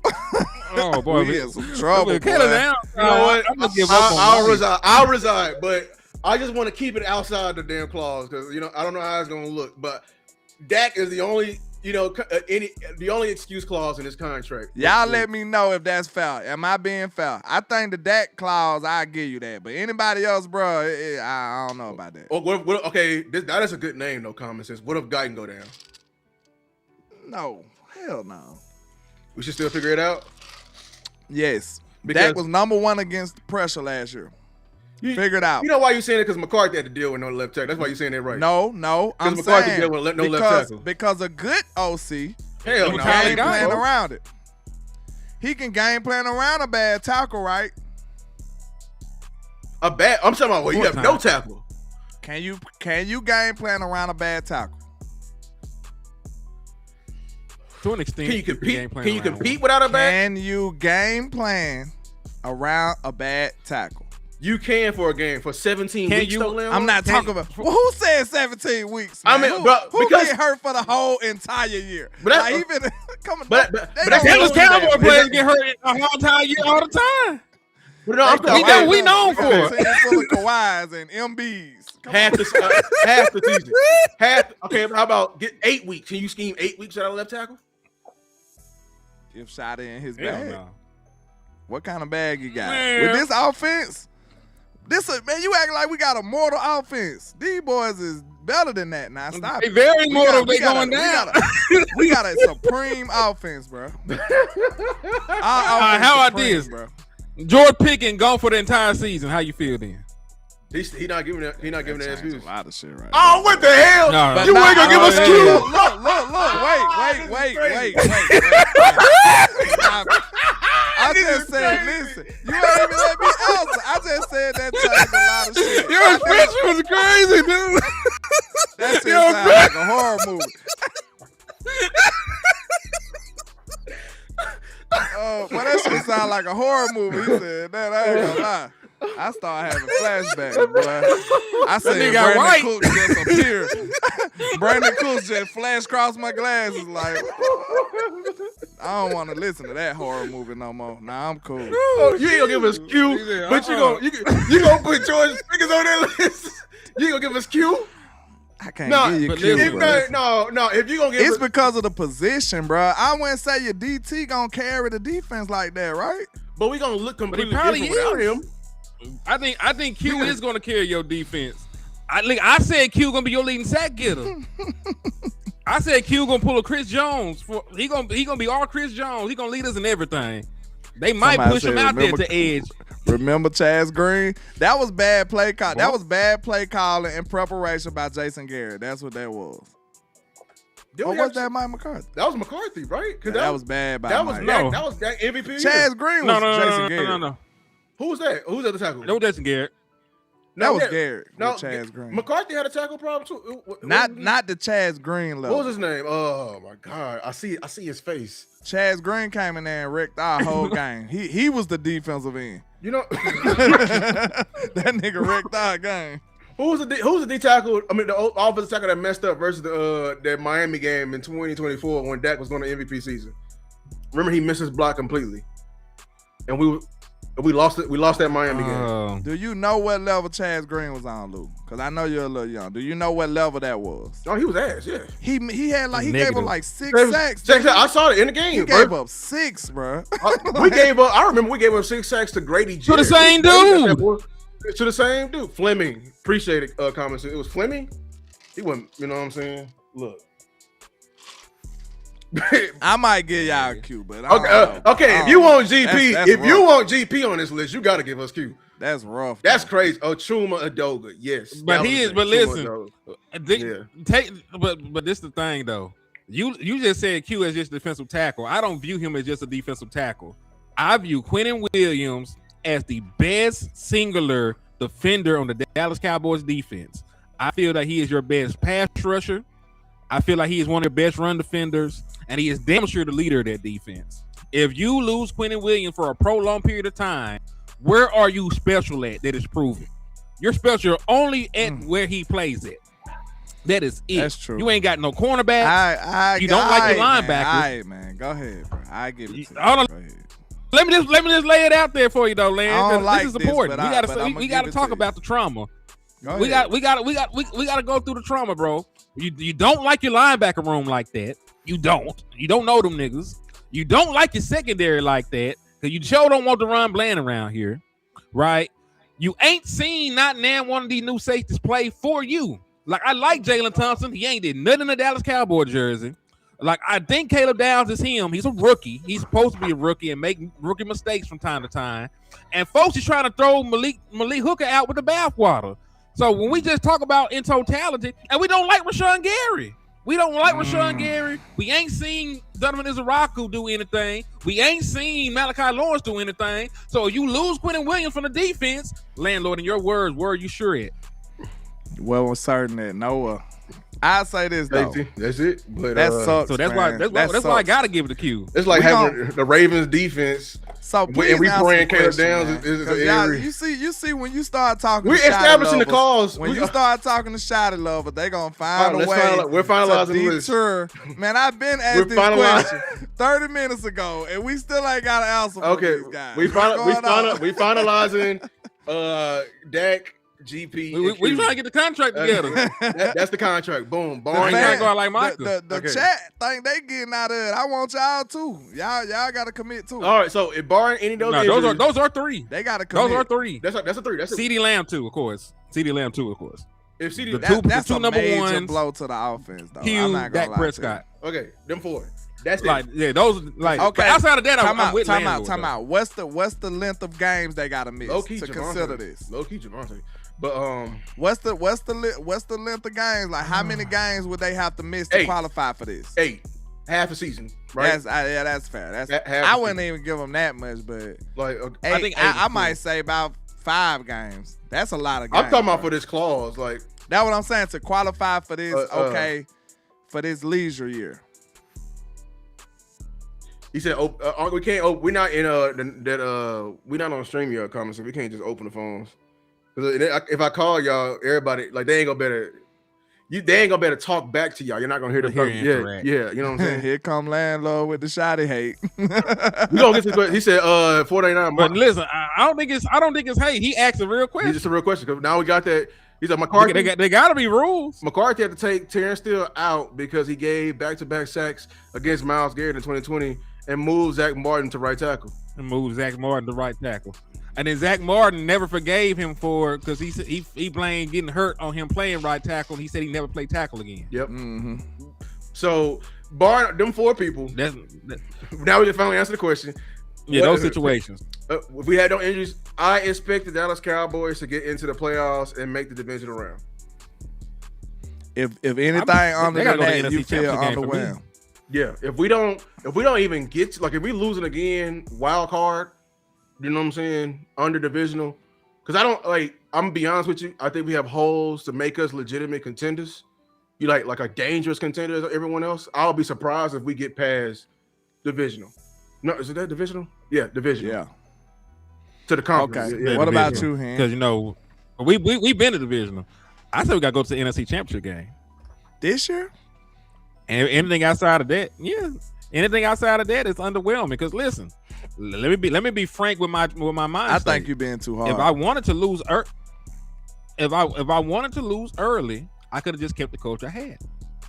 You fired Mike McCarthy because allegedly he couldn't get over. You stroking his ego, bro. So why? This man stroking his ego, bro.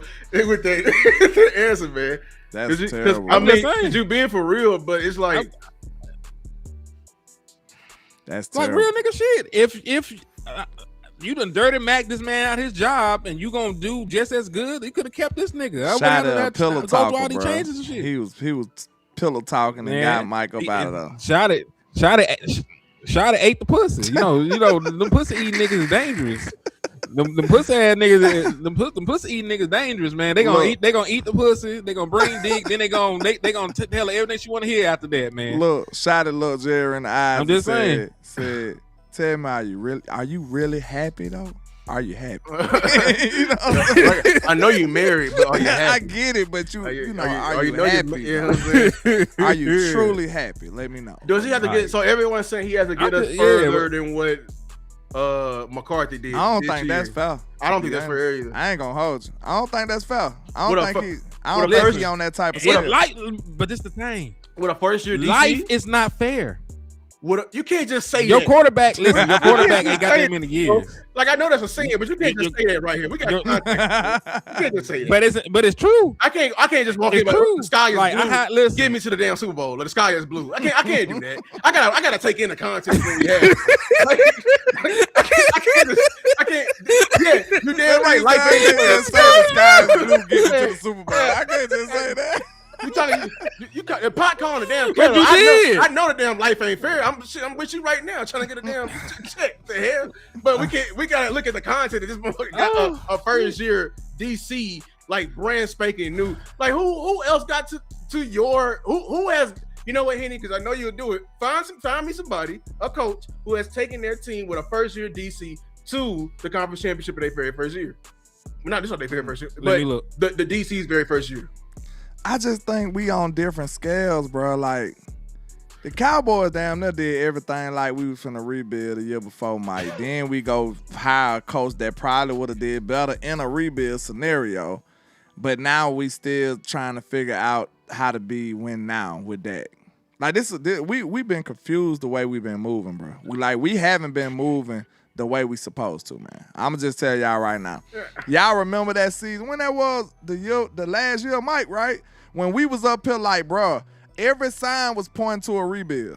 Y'all remember that? Every single sign was like, bro, we finna have to blow this team up and just start over. Vic Fangio. I said a first year ever. That was year 31 for that man? No, I'm talking about his first year in Philly. I know it's his first year in Philly. I'm talking about a brand spanking new DC. Similac. You know what I'm saying? Raheem Morris 2021. Yeah. I think that might have been his first. I gotta go look. I gotta see how long he was there. Was it his first year calling plays? No, I gotta go find out. Because you know why? Because he was a head coach right after Steve. What's his name? He was a head coach for the. No, right before John Gruden. He was a head coach before. And for the Bucks. Buddy Ryan. They ain't win no Super Bowl, did they? Who? He was 85 Bears. Oh, with the Bears. Oh, yeah. He as a defensive coordinator. Nigga, but there's only been 3 instances. I was born in 86, sir. You said like I should know that. I don't know their first time though. That's what I'm saying. Their first time at the helm. You know what I'm saying? Like, we asking a lot. That's why I was talking about the timeline, bro. Like, if you look at the coaches, they expectations, they really don't. I don't know if you could say that they got win now expectations. Who's like winning? they want to win. Either. What? AI butchered it because he became the DC in 1978. They didn't win the championship to 85, so AI lied. Like so that. Buddy ain't even on there. AI be bullshitting too. They do. That's why you gotta hold his hand. Like, yes, dude, turn left here. Yeah, right. You gotta carry them to the answer. We damn near know the answer by then. Who's New England's DC though? Even though, because that's a very good. But honestly, you know, even New England's DC ain't calling the defense. But we can do it for the sake of it. Like, who? Let me see. We don't have one, y'all. Let's just give up. It's not working. Like, so this is very high expectations. Then I don't think we got. They like. How should I put this? The coaches that we have, their experience I put win Super Bowl. I don't know if it demands win now. I think we just feel like win now because we the Cowboys, and we need to win now. I think it's possible for them to win now. I ain't saying that it's not possible. I'm talking about the I don't know if them the proper expectations for the way this coaching staff is assembled. Though. I think it's possible with our methods, like us loading the clip. Like if you load the clip, I wouldn't care about Parker being a first. If you give him like max, if you give him, you know, you just stack him like he got RPGs left on it. Like you tell him to go take over a damn fort. Shit, like if I describe this coaching staff position to y'all before and then say their name, y'all would not say that sound like a team that's trying to win right now. I don't think so. If I said, okay, we got a second-year head coach that his second time ever being a head coach, and you got a first-year DC that's finna call plays for his first time, do that sound like they trying to win right now? That sound like two people that gotta grow. Yeah. Not gonna hold you. There's a lot of growing. That sound like two teams that sound like two people that need to grow within that organization. How many departures we have had on this defense, and how many additions we made to the defense? A lot.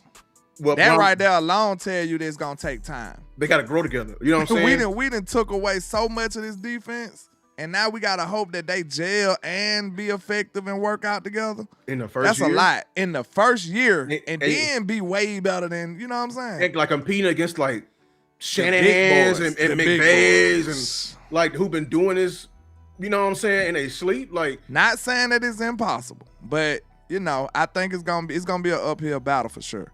And you think about it, like we said, you don't know the one of the best things they got on their side is the fact that he's a first year DC calling plays. We gotta look this up. Yeah, because we don't know his tendencies yet. That's the best thing that he got going for him. Don't nobody know his tendencies all the way. Like, of course, you can kind of guess from what history he had and what style he liked to play, who was his mentors and all that good stuff. But still, you still to this day don't have a template on what he liked to do in certain situations. This is Christian Parker. Because you got to think about it. Flores might have did it one way, and who that is over there, the defense for the Eagles?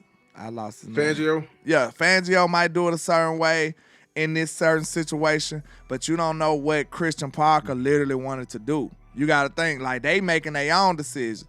Christian Parker could have been over there like, man, I ain't going to hold it. I would have did something else right there. You know what I'm saying? Like, just like us playing the game, like, if I see a play you would have did, I was like, I probably would have did this.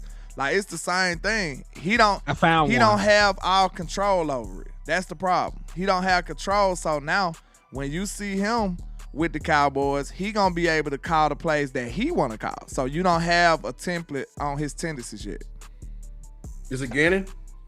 He said Sirianni had Gannon. No, actually Dan Quinn, because he was the defensive line coach his first stint in Seattle. He came back in 2013 with the play caller, and that was his first year calling plays, and he won the Super Bowl with them in 2013. But to be fair, and this is why we said it's very much so possible, but that Seattle team had who? Everything. They had gangsters everywhere. They had some dogs over there. If you give somebody some dogs, Richard Sherman, Cliff Averill, what my nigga with the big ass safety? Cam Chancellor. Cam Chancellor. So Then you got Earl Thomas. You got Bobby Wagner. Them boy was lit over that. Bobby Michael Wagner. Bennett. Michael Bennett. Like, he was a dog. They had some beast over there. What was the other Not gonna corner? lie. The other corner held his own. They too. had Browning. It was Browning, yeah. and then there was Richard Sherman. It was Thomas, and then it was Cam Chancellor. They defense was ridiculous. Bobby Wagner. That's just too much, bro. That's insane. Them boy had dope gangsters at every level. loaded, every bro. level. Man, that's just too much, bro. And That's then unfair. guess what though? Like we said, sometimes you gotta gamble. Richard Sherman was a low pick. He just worked out. He went did. no high pick. You know what I'm saying? Sometimes you Fifth gotta round strike pick. gold. He was a former wide receiver. Sometimes He was a you rookie? gotta be able to project. That was Right or his wrong. That was his rookie year? Lou, what did I just No, it was say? like his third What year. did I just say the Cowboys had a problem at doing? Projection. That was a projection. That was Yeah, a projection strike of gold for the Seattle Seahawks right there. They saw it in them and they was like, okay, we gonna give them a chance. Now we did that, but it just didn't. We just ain't got the big payoff. I'm not saying that we don't get it right sometimes, but we just ain't got the big payoff at the right moment. Cause we played Anthony Brown. We played Anthony Brown fresh out the gate, and he played well for us. Like, I ain't saying he was a shutdown, but he was playable. You know what I'm saying? What we got him at in the 5th? Who? Anthony Brown. Yeah. Anthony Brown. And that man started He the was a whole sixth-round season pick. for us, bro. Like, we Right. forget that. He started. A lot of Yeah. seasons. I'm talking about when he was a rookie. He was a rookie 6th-round pick. And he started the whole season that year. Sorry. Damn, we were down. That was the year of the rookie. That was That 2016. 2016. Because Dak was starting. Yeah, Dak was starting. Zeke was starting. Anthony Brown was starting. Malik Collins was hooping that year Man, too. That was a dope ass No, rookie his rookie class year. right there. I ain't gonna lie. Man, damn. Malik Collins still hooping. Yeah, he is. We were down bad at corner. We had, To this we were day. down bad. That's really Anthony bad. Brown was a 6th-round corner, bro, and he Man. started day one. He was starting slot. I think the corner. Dallas Cowboys are good at projecting when it comes to drafting. I don't think they're good at projecting when it comes to Free agents. late round. Free agents. And you might be right about that. like they can project. Or what yeah. about their own guys though? I don't think they do well at that. They just cheat. Like once they get them, well, I think somebody like Schoonmaker, you didn't project him yet. Like I think they won't. With that, we know politics will come mess all this up. I think Schoon is here because of McCarthy, and we're gonna keep him here because you spent the highest draft pick that you was did a on third. like bro. we spent was that a third or a second? That was a third. It was a second. It was a second. For We spent Schoonmaker. a That's second even on a worse. tight end, and you know what I'm And I saying. ain't got nothing. And we walked away with no dog. What does Schoon Overshawn come was out the third in this round year? pick. Ain't this his 4th year? The tight ends do turn up at the 4th year though. If he come out eating this year, I'm still mad. Because why the hell you didn't do this? Why you took so long, nigga? You Why you wasn't wrong? hungry these other 3 years? You coming out eating. That's what I'm saying, dog. What? Because this is your contract year. You had to wait till your contract year for you to get up your 3-point percentage. Dog. Schultz didn't do nothing about his 4th year though. Real talk. Schultz didn't I do love- nothing about his 4th year. I think Blake Jarwin started doing something his 4th year. I like that playing at tight end though. We was bringing in just 4th and 5th and 6th rounders, And that shit was striking gold. Go every time. Every time. And you had We got Dak. a little too Cute. what can I say? We got a little too much hubris in that movement too, cause we struck Copper this time. We struck Copper. You right. We didn't strike gold. We should have kept 2021. Schultz, bro. I ain't gonna hold you. 2021 was Schultz's 4th season. He went for 808 yards and 8 touchdowns. I remember, bro. We had a tight end factory over this mother. Yeah, bro. I love that plan. Dak was pushing them out though. I love that. Peyton plan, too. Hendershot. We had 3 at once, man. Yeah, Look, I hated Kellen certain aspects of Kellen game, but Kellen had that offense lit with them boys though. Like we couldn't win no games, but that shit was lit. Was Swain right We before remember him? he had the 3 tight end It was packages. around Before the the- time with Blake Jarwin. Yeah. That boy had Schultz. He had Swain. He had Peyton Hendershot, and then he had somebody else. Yeah, Jake. What He had was here. Jake Ferguson, Jake and yeah. Schultz and Peyton Hendershot. What about that basketball player? Was that around the time with them too? That You basketball talking player? about Rico Gallis or somebody? Yeah, Rico. Rico Yeah. Gallis. Rico, he didn't produce, but Rico he was. Rico was around when Jason Witten was still around. Yeah. Well, Jason was around, around that time too. It's a black hole. It's a black hole for tight end with Jason Witten in this bitch. I ain't gonna hold you. He said, They said, man, I ain't gonna lie, bro. I See the love Witt, field. man, but I wish he would have helped out our boy, man. He would have helped out our boy, the black tight end, Michael Bennett. Martellus Bennett. Martellus Bennett. Yeah. That's his brother. Yeah, Martellus Bennett. He was a dog. We should have kept him. He was bro. gangster. Look, Bro, it was big news reported that Jason Witten didn't want to help him. I don't know if he was just mad at him or maybe Martellus was a jerk or something. Who knows? But they didn't. There was reports saying that Jay Witt didn't want to help that nigga, and he went on and balled out for somebody else. Didn't he win a Super Bowl? With the Patriots. He bought on ass, right? Martellus Bennett won one with the Patriots, right? So did. He went on and won the Super Bowl and everything. Went crazy over there. He heard us in 2016. That was him, right? They caught that ball. Nah, that was Jared Cook. That was Cook. I never forget. That was Jared Cook. Cook. Okay. Third and 20, they gave up a 30-yard completion, but Dak Prescott the problem. And that should be pissing me off every time I think about the shit. My nigga could have went to an NFC Championship game as a rookie, but these niggas out here playing. Facts. But we didn't have nobody on that damn defense either. But you're right. Like that was hold on. We had and that's why pass rush is important for all y'all. That's why, you know what? That's proving my damn point. Because you know what? Yeah, I stand to this day. I think the most talented quarterback ever and the most dangerous quarterback is an Aaron Rodgers rolling out the pocket. I'm gonna be honest with you. No, that nigga scared. He's insane because he can be rolling this way and will put a dot over here. Like, you know what I'm saying? 70 yards down the field. We didn't got all the arm in the world. Man, you had a pass all the rush. guts. He I don't know what it is about him. He kind of crazy. But he had arm talent. This crazy. He was insane, bro. I swear to God. But he studied on the Brett. But I heard they said Brett was a jerk too, though. Yo, Brett was different. Look at him now. They said, he a con artist now. But yeah, that's what I'm saying. Look at him now. Like, boy, nigga keep it quiet. But I'm gonna tell you straight up. I love Brett Favre. That was one of my favorite quarterbacks. I'm not gonna hold you. But at the same time, he's a pathetic piece of shit for the shit that he was doing. Like, you don't hear nobody talk about it, bro. Nobody. They don't say nothing about what he did. Nothing, boy. But yeah, that was some bullshit. He need to be held accountable just like anybody else. Yeah, he wrong for that. That shit was fucked up. But hey, I was looking. Our defense that year, our leading pass rusher to your point though was Benson Mayowa. I remember he had 6 sacks. He ain't do nothing. He wasn't talking about nothing at first either. Was that year one of that wasn't year one of DeMarcus Lawrence? That was a hurt year of DeMarcus Lawrence, right?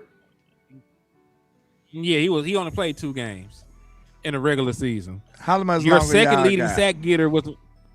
I'm asking because I don't got that much. It don't really matter. You said what? Oh, we finna wrap up. Okay. We've been on here for almost 2 hours. I wanted to do a little trivia game. I think everybody not trivia, but a little exercise. I think everybody like. Okay. Before we go, let's do it. All right, you ready? Name a random cowboy that you liked that people just probably forgot about. Because when somebody said, "Do you remember Rico Gallup?" Even though we had brought him up already, they probably went here. But now, I just want y'all to name random-ass Cowboys from any time period that you rock with that people probably forgot about. Let's do it. I'm going to start mine I know y'all ain't forgot about him. I'm going to start mine off. Go ahead. Bruce Carter. Oh, yeah, Bruce Carter. Bruce Carter. Nah, I'm a trump that. Brady James. I think Brady James get disrespected. He was a dope linebacker.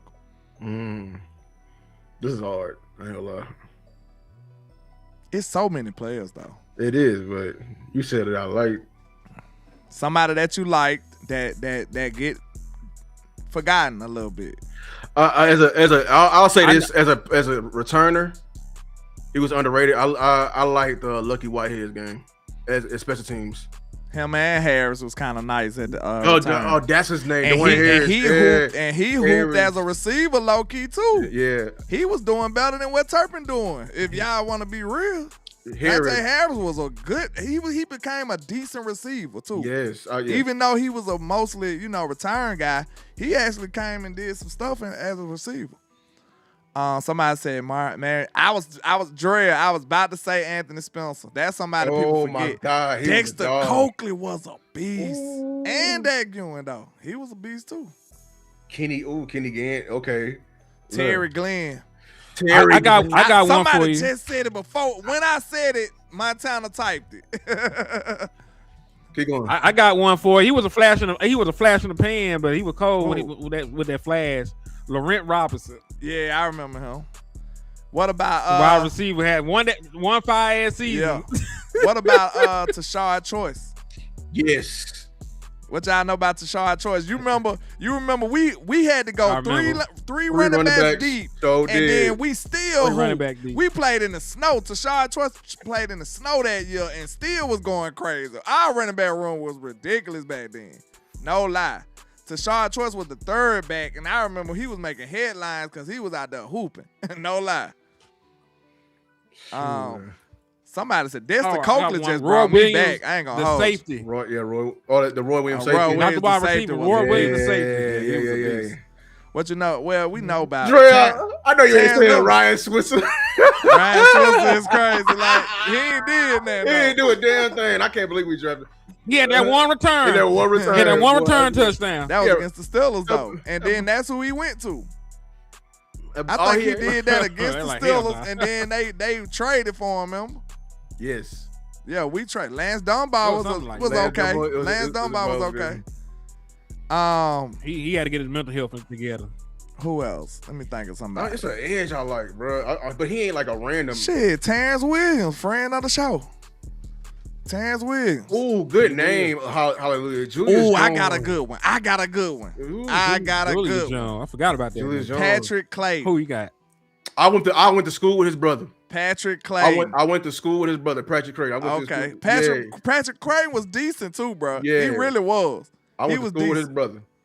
That was the wire. That's what y'all want in here. Y'all want the Patrick Clays and the Terrence Williams.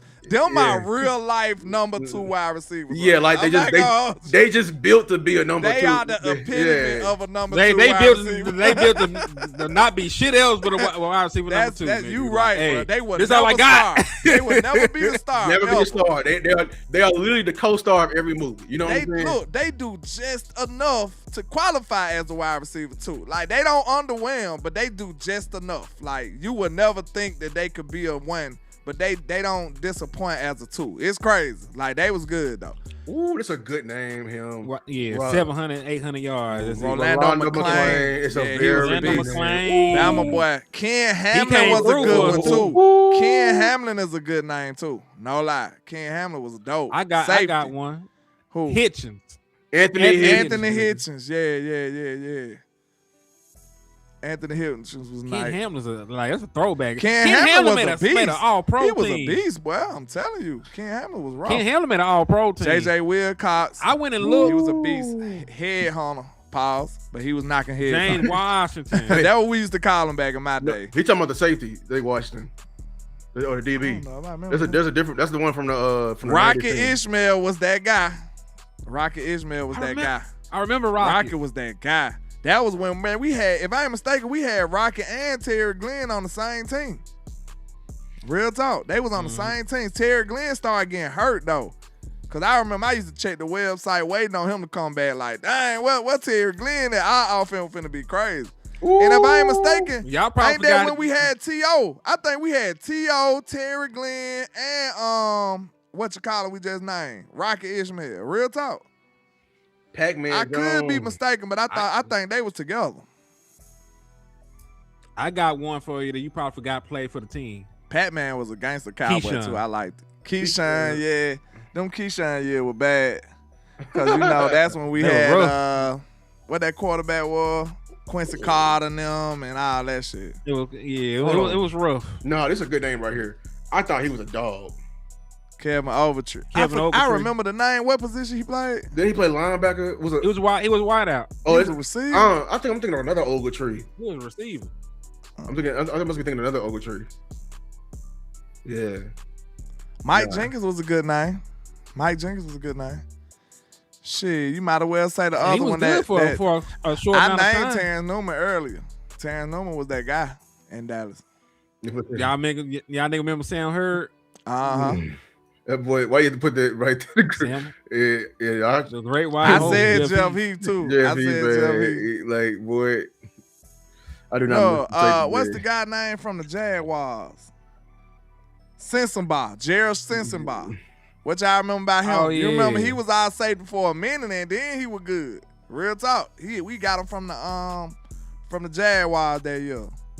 Boy said the great way. It was a Keyshawn never talk about him playing for the Cowboys. That shit was bad, bro. That was with the Quincy Carter. That's how year. bad it was. I think that was with the Quincy Carter year. That shit was bad. He ain't had no quarterback, man. They said Jesse Holly.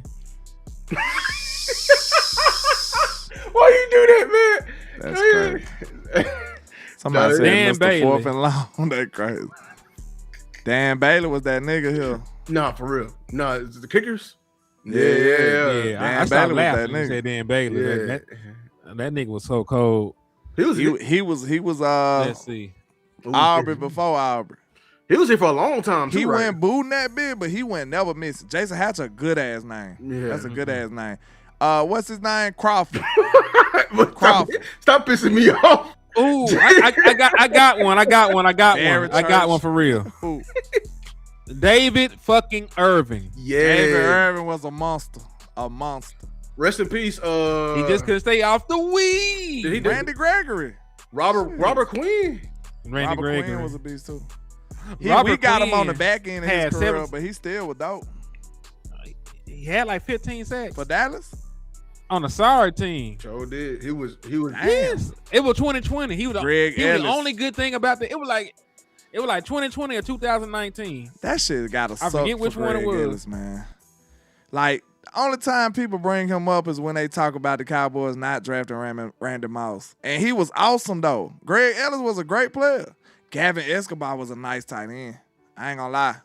Gavin Rest in Escobar peace. was nice. Yeah. He was nice. He sure was. Yeah. He was nice. He was with Whitten when the draft. Yes. I think him and Whitten was together. That's a tight end too, right there. That is. He played with That's Dak. a tight end too, right there. Gavin man. Escobar played with Dak. Had a Damn. touchdown in the Rams Jay game in Ratliff. 2017. Jay Ratliff is a good name out of Auburn. He was a good player. All pro defensive tackle. He was a Hell good yeah. player. Alden Smith too. Yeah, that's who you're talking about. Alden Smith. R.I.P. Alden R.I.P. Smith, man. R.P. to Alden Smith. Alden Smith is who I'm talking about. Yeah. Escobar died Yeah. too. He did. Gavin Escobar passed away. Damn, R.I.P. He been gone for a couple years now. I don't even think I Yeah, I that's might what have I knew meant. it and forgot maybe. I don't know. He came in ball. That's what it was. He had 11. Robert Quinn had 11 and a half sacks for the Cowboys in 14 games. And then he went to Chicago. Flozell was a beast. Had 2 sacks. Flozell Adams was a Adams? monster, Hell yeah. boy. Oh God. He was a monster. The little slot receiver that went to the Patriots. 18 and a half. Talking about Cole Beasley. No. No, he was to the Talking Bills. about, No. His slot receiver. Went to the Bills. I remember a little dude too before they- Cole Beasley. Danny Amendola. That's what we talking about. Danny Amendola. Now, He that was- wasn't the he one was with Dallas us? Cowboy practice He- squad. he- Oh, we had a He was with us. We had Amendola. Hold on. We had Amendola. Really? Danny Amendola was with us before he went to the Patriots. Man. I don't know if he went directly to the Patriots, but he was on the Dallas Cowboys for a very short period of time. Because they called him Playoff Danny over there. He used to always make plays for them in the postseason. And see, he played with us. He was undrafted by us because he out of Texas Tech. So he was with us in 2008 on our practice squad. Didn't make the team. Ended up going to Philly. Didn't make the team there. Bounced around. But yeah, we were the first one who took a chance on Danny. Terry Glenn. R.I.P. Terry Glenn. Terry Glenn. Oh yeah, Terry Glenn passed too. R.I.P. Really? Yeah. Oh, Yeah, wow. he When the did. fuck did Terry Glenn die? He been passed. It's been a minute too. Damn. Yeah, it's Lord been a have minute. mercy. Travis Frederick was I that sound guy. old, dog. Bro, I was so This hurt is- when I heard this heard them news on Frederick, Travis bro. Frederick, yeah. Bro, I was like, bro, we just got bad luck, bro. that was, my heart. That was fucked up. Oh my God, Terry Glenn been dead that long? He been dead for a minute. Well, how long? When they He said been it dead was? almost 10 years. Yeah, I told you it's been a minute. almost a decade. Yeah, it's been a minute. Damn. Oh my God. Why nobody say nothing? I He knew. passed 2017. Everybody knew. Yeah. He said, wait a minute. Everybody knew. If I didn't know, everybody didn't know. You know what I'm saying? Nobody said Everybody nothing. knew. Yeah, you the only If one. I didn't- Everybody, but us apparently. If I didn't know, it's a secret. You know what I'm saying? Real quick. RP to Alley Boy, man. RP to Alley Boy. Alley Boy passed today. Damn, he got killed. You don't remember? That nigga kidney stopped working. Damn, that's fucked up. He probably sipping that only syrup 45 years old. Shit, you know how it is, man. Like, I hate that. He probably wasn't living right. You know, like, yeah, you gotta take care of yourself. Especially when you a brother, you melanated. You gotta take care of yourself. We already eat like crap. That's a deep cut. Yeah. Hey, Eddie George. Niggas forget Eddie George even played for the Dallas Cowboys. I didn't know that either. But that's a great Ohio State running back, right, Montana? I know that's why I know you know. That's He the one said it. Yeah, that's the great Ohio State running back, right? I knew. That's how I know you know. But yeah, man, I was just going down memory lane. Vinny Testaverde, the red rifle, red rifle too. What the name is? Andy Dalton. Well, TCU, yes, I remember them years with him, bro. I swear to. That was Mike's first years. Cause Mike the first one that got us a real quarterback too. No lie. Bro, We did not have backup quarterbacks in Dallas at all. We did not care about that At all. That shit just didn't exist here. We just thought, okay, well, that's it. We're gonna need one quarterback, you know. John Kitna showed. That's what I'm about to talk about. Them years with John Kitna. Kitna was that. Man, he got that right. He got that right too. Yes, sir. Throw up there. Hell yeah, when he was the quarterback coach. Yeah. He said you throw a pick, it's my I fault. was about to say he the one that got Dak to let it rip. It ain't like a lot of people be talking like he just, mold them into clay. But he was a big impact, but let's not act like he did everything. What he did was he unlocked the gunner that Dak was now. Like he unlocked that guy. The thing that Hurts need. Yeah, like that. He ain't capable though. Sorry, he ain't capable of that, bro. He's just not. He not, bro. Like if you, I know. Look, shout out to Common Sense because he said it. He was like, man, if I just don't know, he should have had you on for the Jalen Hurts slander. Yeah, I would have cooked that. I would have cooked that. Like, boy, I've been dogging this nigga for years. Through Super Bowls and all, I still ain't backed up on my take. Fuck that. And you see what the execs said, what they said. I ain't crazy now. I know what I be talking about. They put the boy where at 17? 17 is crazy. I probably wouldn't even put him that low. I wouldn't put him that low. But it's look, man. Look. Hey. And Eagles fans can be mad all they want. Oh, I got one. I got one for y'all. Do y'all niggas remember we had the ghost of Randall Cunningham? Yes. Yeah. Drew Bledsoe. It was around the same time. I think it was like the end of Troy Aikman's. Drew Bledsoe gave us Tony Romo. He gave birth and gave us Tony Romo. It's funny as hell, but it's true. But look, I swear to God, I remember this, bro. I remember this. I'm very old now. Listen, I remember when Drew Bledsoe, that man was like a statue back there. Boy, they used to see Tony at practice. Everybody used to be chanting Romo name, bro. He was a celebrity already. Before he even got on the field. We already loved Tony. Day one. No lie. Man, they seen how stiff Bledsoe was. They like, man, Tony, Romo. They was chanting this nigga name like he was a superstar at practice. I remember when that. He got in that bit slinging. He got in that bit and went crazy. We were like, oh yeah. We knew we knew what we saw in Tony. No lie. Facts. Shout out to Pete LaMelli for the $5 super chat, man. That got you in the raffle. Remember we had like a little 2 games at Rod Smith? Yeah, Jalen Smith brother. Yeah, Jalen brother. I remember that. Yeah. He was a running back, right? George Selby, Chad Hutchinson. He was running back. He took a 99-yard touchdown back. He had the big play against the Giants. Yeah. It was against the Giants. He was a big ass dude too, wasn't he? He was like 6'4" or some shit. He was like Mafia size, I believe. Heavy. I think he was a big ass running back. Hallelujah. If I can go back in time. Alpha Murray's had some good years with us. If I can go back in time and go get us a running back that we need right now, I would go get him. George Selby, a good name too. That's a good name. Alfred Moore is the dog. Yeah. People forget how Alfred Moore used to terrorize us when he was on Washington. McFadden is a good name too. When Washington, Barry McFadden is a very good name. When Alfred Morris and RG3, boy, it was looked like 1 or 2 years, but they was a beast. They was going crazy. Boy, they terrorized us. I ain't gonna lie. That was with Kirk Cousins. Then Kirk Cousins came and did it too. Boy, I swear to God, Washington was so dangerous, bro. I hated seeing them. I swear to God, I hated seeing them, that boy. That was back when Alpha Morris used to do that little home run celebration. Them boys were hooping over there. I ain't gonna lie. They were hooping. He was knocking that bitch out the park. Pissed me off too. We been scored on us. He was hooping back then. Like, bitch, I ain't gonna lie. He was hooping. He would be gashing the hell out of us. I ain't gonna lie. It was running back.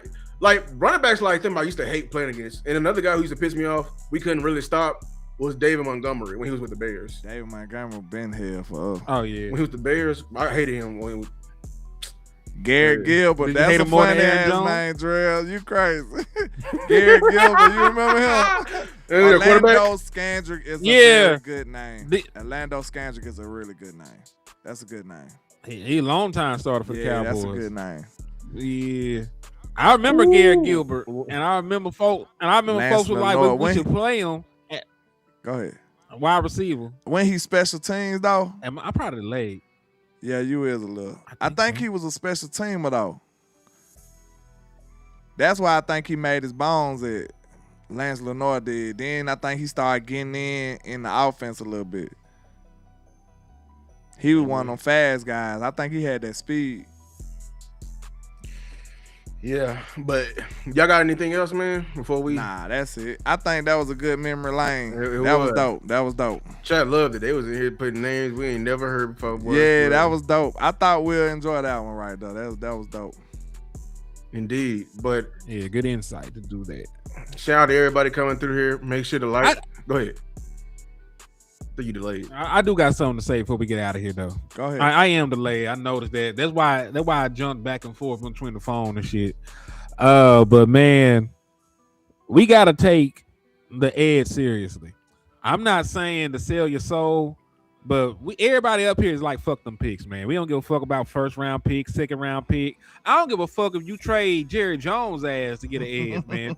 Make it happen at this point, man, because somebody in here said some shit that really stuck with me. You don't have the other tools in your toolkit to be talking about an edge by committee. Seattle Seahawks had an amazing secondary. They had great safety play. Devin Witherspoon is one of the best young corners in the league. Tariq Woolen was over there. They had a back end. They had a secondary. The Chiefs, and we could argue about if that a committee or not, they had two amazing cornerbacks. They had great secondary play. Dallas Cowboys, we had this bitch saying that Kobe Durant is our best corner, and we act like that shit is good. And I like Kobe. But listen, that ain't fucking good enough. Look at all the other corners, the starting cornerback rooms, and you tell me that Kobe Durant is a starting number one corner on a championship team. Because you can't fucking do it. Eagles got Quinyon Mitchell, and that's another team that didn't have a premier edge rusher, but they got the back end sold the fuck up. So listen, they gonna have to go out there bitch and do something. And I wouldn't be surprised if they did go out this bitch and they sign Adoree Jackson right before in the middle of camp or some shit. Cause they desperate at corner.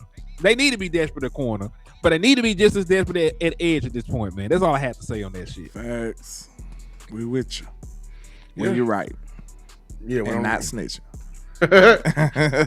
When you right, we with you, man. But look, man, that ain't enough I can be said. Anything you want to hit on that, landlord, before we get about here? Nah, we good. Yeah. Listen, man. Dallas Cowboys, spend some more bread, man. Empty that bank account. Spin that. Yeah, Spin that. Right. Hey, man. Spin that shit. Spend that shit, man.